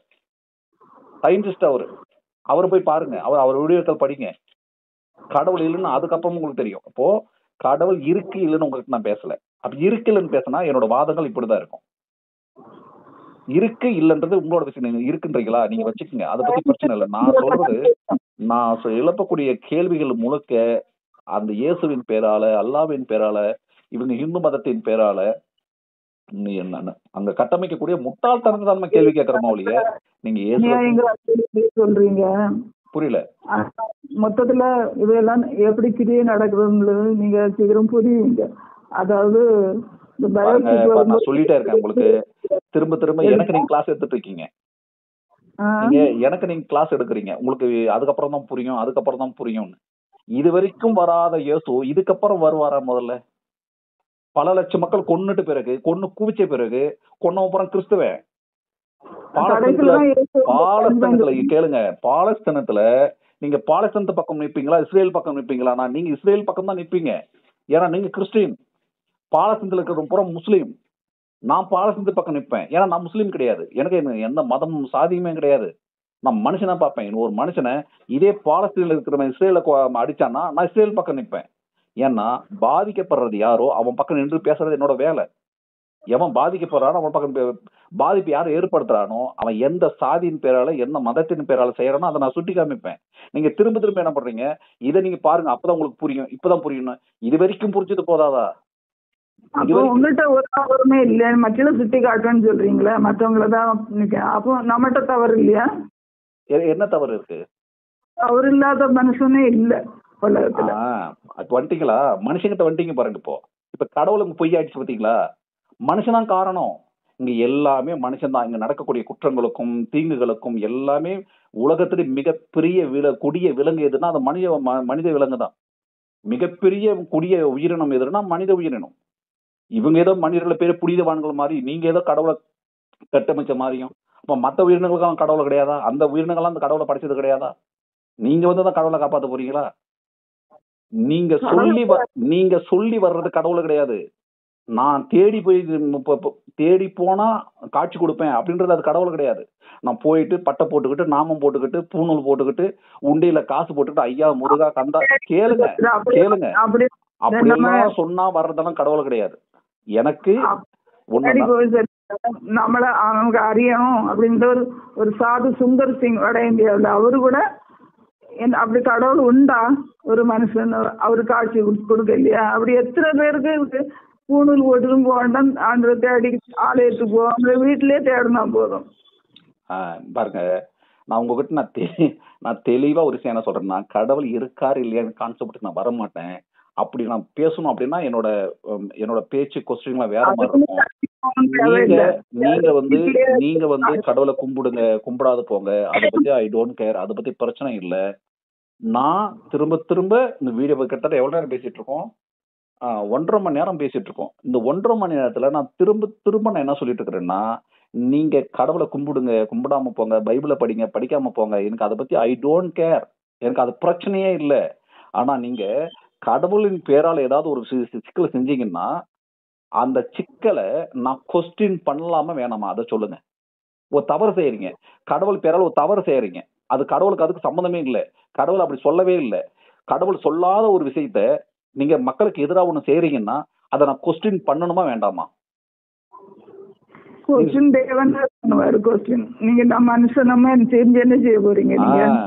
இப்போ அந்த கடவுள் என்ன தேடி வராம நீங்க எதுக்கு சர்ச்சுக்கு கூப்பிடுறீங்க, புக்கு தரன்றீங்க? நீங்க யாரு எனக்கு புக்கு தரேன்னு சொல்றதுக்கு? புக்கு நாங்க எல்லாரும் கொடுக்க வேண்டிய கடமை கொடுத்துட்டு தான் இருக்கோம். அதே கடமை தான் எங்களுக்கு.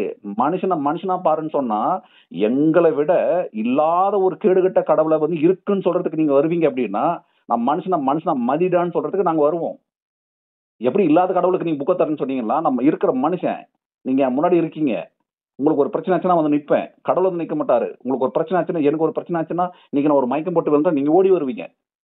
நீங்க ஏசு அனுப்பிச்சு விட மாட்டீங்க. கீழே கராக்கா வந்து விஷ்ணு அனுப்பிச்சு விட மாட்டாங்க.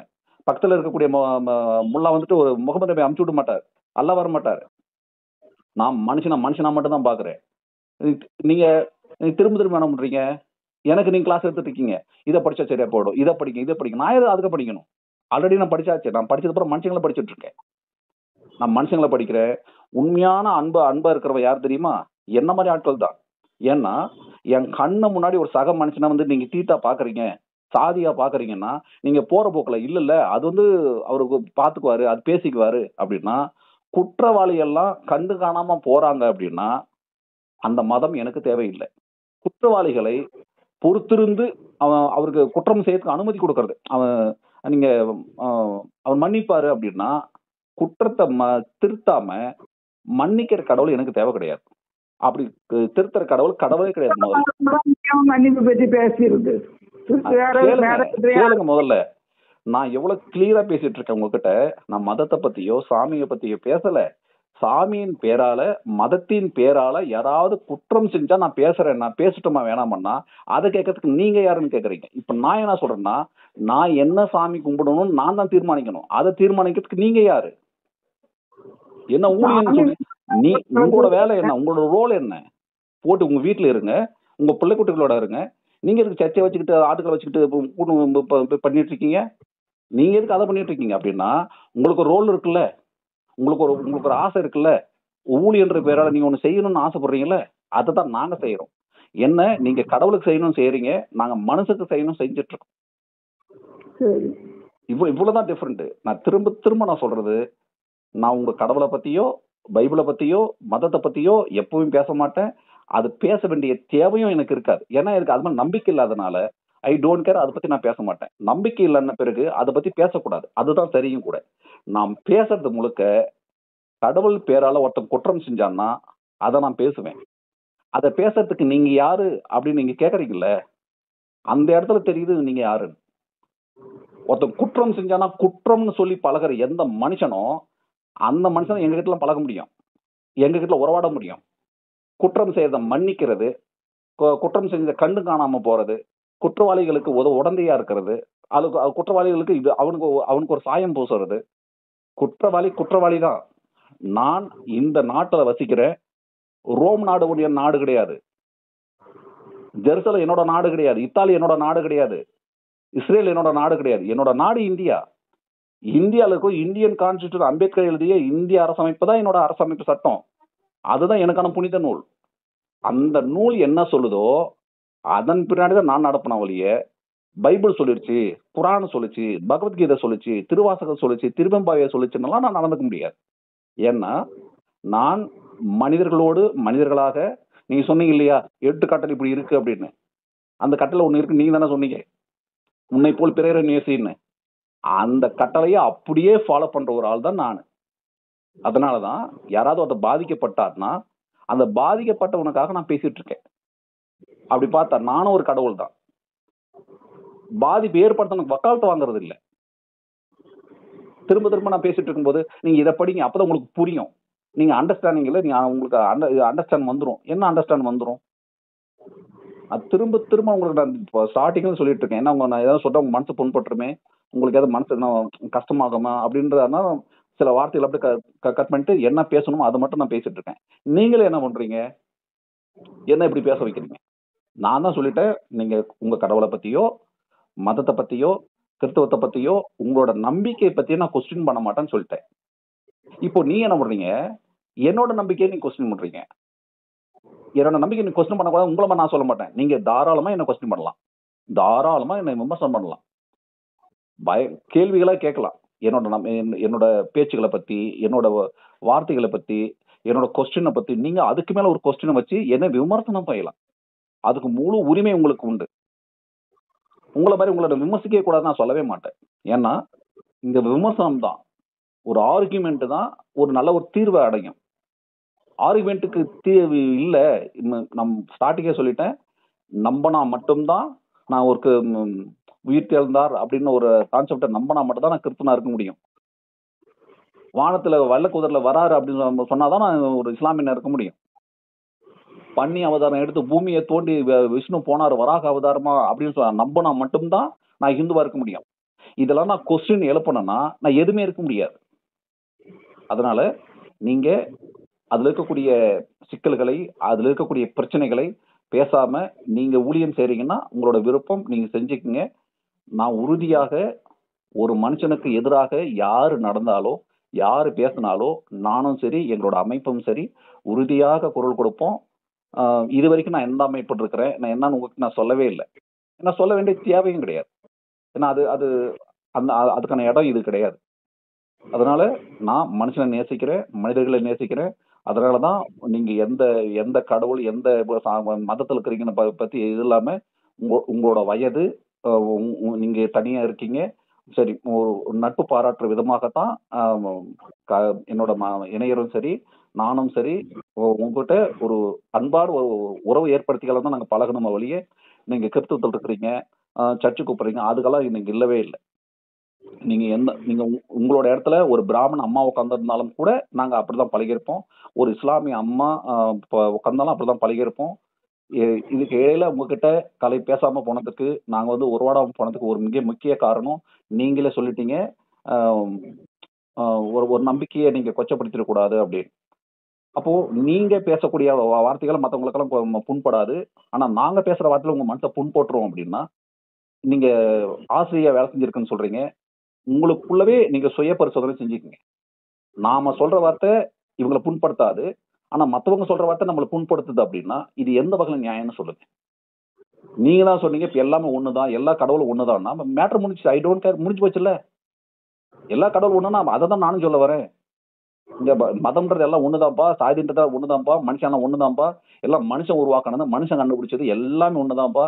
எல்லாமே மனுஷ அவதாரம் எடுத்து அதுக்கப்புறமா கடவுளாக்கப்பட்டவர்கள். இதான் நான் சொல்லிட்டு இருக்கேன். அதையும் கூட நான் உங்கள்கிட்ட ஸ்டார்டிங் சொல்லல. நான் தெளிவா அதை நிராகரிச்சுட்டேன். அதை அவாய்ட் பண்ணிட்டு உங்கள்கிட்ட பேசிட்டு இருக்கேன். உங்க மதத்தை பத்தியோ, உங்களோட நம்பிக்கை பத்தியோ, உங்களோட வேண்டுதலை பத்தியோ நான் எதுவுமே சொல்லலை. நீங்க என் மனைவி கிட்ட நீங்க அதெல்லாம் அந்த பிசாசுங்க, சாத்தான்கள், அதெல்லாம் சாமி கிடையாது, இயேசு மட்டும் தான் சாமி அப்படின்னு நீ சொன்னதெல்லாம் எனக்கு தெரியும்.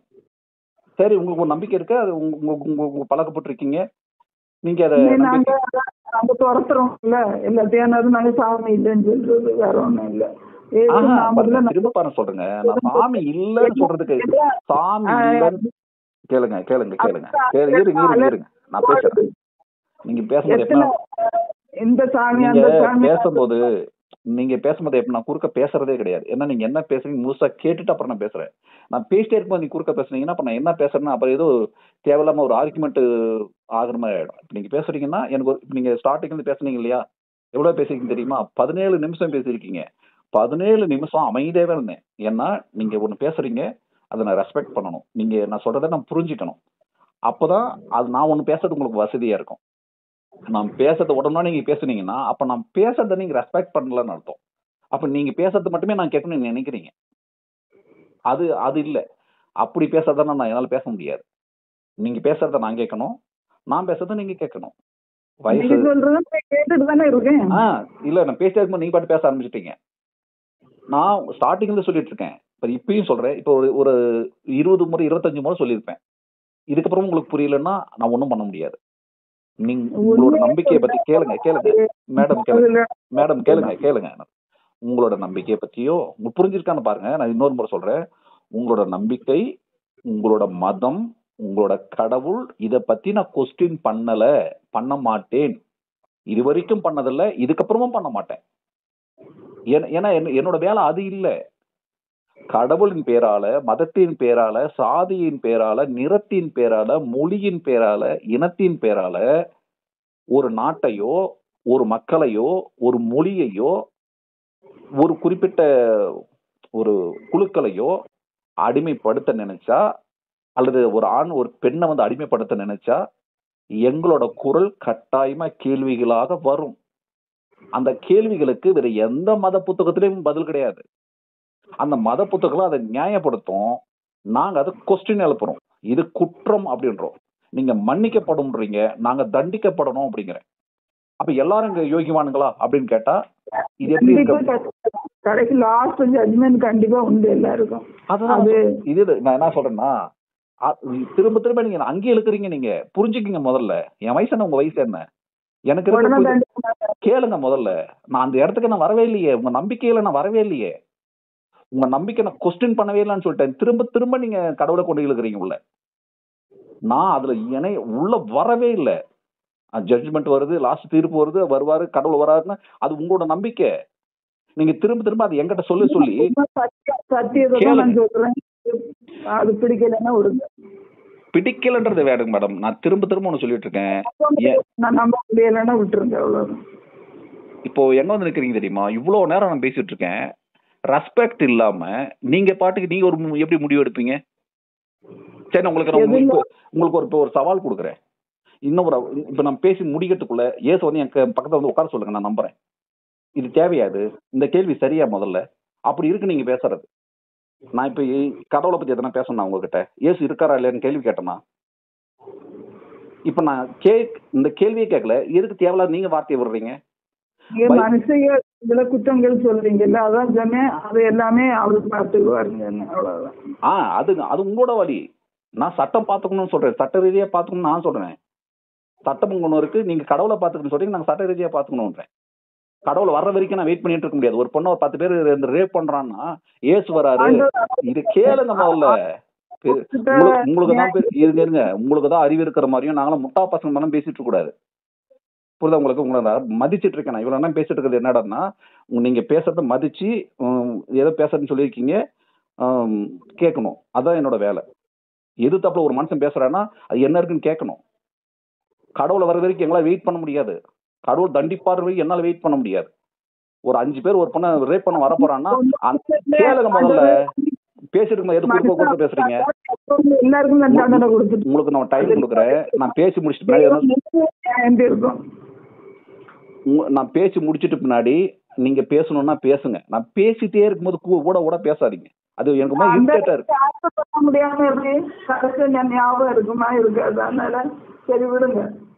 நான் பாருங்க, அப்போ எதுக்கு எனக்கு கால் பண்ணீங்க இவ்வளவு நேரம்? நீங்க நினைக்கிறதாலும் சொல்லிட்டு கட் பண்றதுக்கா? நீங்க ஒவ்வொரு விஷயம் சொல்லும் போது அதுக்கு ஆன்சர் பண்ணதுதான் இடையில நான் சொல்றது எல்லாம். சாரி, முடிக்கவே இல்லையே. நான் சொல்றது பாருங்க, 5 பேர் ஒரு பொண்ணை ரேப் பண்ண வரான். இப்ப நான் காப்பாத்தணுமா, கடவுள் வரான்னு வெயிட் பண்ணணுமா? இப்ப நான் என்ன பண்றேன்னா, நான் என்ன பத்தி பேசிட்டு இருக்கேன். நீங்க சம்பந்தமே இல்லாம கடவுளை நீங்களும் உள்ள இணைச்சிட்டே இருக்கீங்க. நான் சமூக ரீதியா பேசிட்டு இருக்கேன். நீங்க சம்பந்தமே இல்லாம கடவுளை இழுத்து உள்ள விட்டுட்டே இருக்கீங்க. அவர் வருவார். நான் அதை பத்தி எதனா பேசணும்னா இப்ப நான் நீங்க உங்க பஸ்ல வந்துடுறேன். சுனாமிக்கு வராதவர், இத்தனை லட்சம் மக்கள் வராதவர், இப்ப சமய பகல்காம்ல 23 பேர் சுட்டு கொன்னாங்கல்ல, அதுக்கெல்லாம் வராதவர், இதுக்கெல்லாம் சேர்த்து இன்னொரு நாள் தீர்ப்பு எழுதுவாரா? இத்தனை லட்சம் மக்கள் இது வரைக்கும் கொண்டு குவிச்சிட்டாங்க. பல கோடி மக்கள் செத்து போயிருக்காங்க போர்களால. முதல் உலக போர் வராதவர், 2ஆம் உலக போருக்கு வராதவர், வியட்நாம் போருக்கு வராதவர், இலங்கையில 5 லட்சம் மக்கள் கொண்டு குவிச்சாங்கல்ல, அதுல ஒருத்த கூட கிறிஸ்துவன் இருக்க மாட்டானா? அப்பெல்லாம் வராத இயேசு இதுக்கப்புறம் வரப்போறாரா? அவர் வந்தானா வரலன்னா என்ன? இது தேவையாது. இதெல்லாம் நான் பேசணும் உங்ககிட்ட. நீங்க எவ்வளவு நேரம் 6 o'clock ஆயிடுச்சு. முதல்ல இருங்க. நாம் பேசுற மேட்டருக்கும் நீங்க பேசுற மேட்டருக்கும் சம்பந்தமே கிடையாது. நாம் பேசுறது எவ்வளவு தெளிவா நான் பேசுறது வந்து மனுஷங்களுக்காக பேசிட்டு இருக்கேன். நான் மனுஷங்களை பத்தி பேசிட்டு இருக்கும்போது நீ கடவுளை இழுத்து விடுறீங்க. இங்க பாருங்க, உங்களுக்கு கடவுள் நம்பிக்கை இருக்கு அப்படின்னா அது உங்களோட வச்சுக்கோங்க. இன்னொருத்தங்க நம்பு அப்படின்னு சொல்லாதீங்க. ஏன்னா எனக்கு கடவுள் நம்பிக்கை இல்ல, எந்த கடவுளும் கிடையாது. கடவுளை நம்புறோம் முட்டா பையன், கடவுளை நம்புறோம் கோமாளி, கடவுளை பரப்புறவன் மிக பெரிய அடி முட்டாள். வைங்க போன.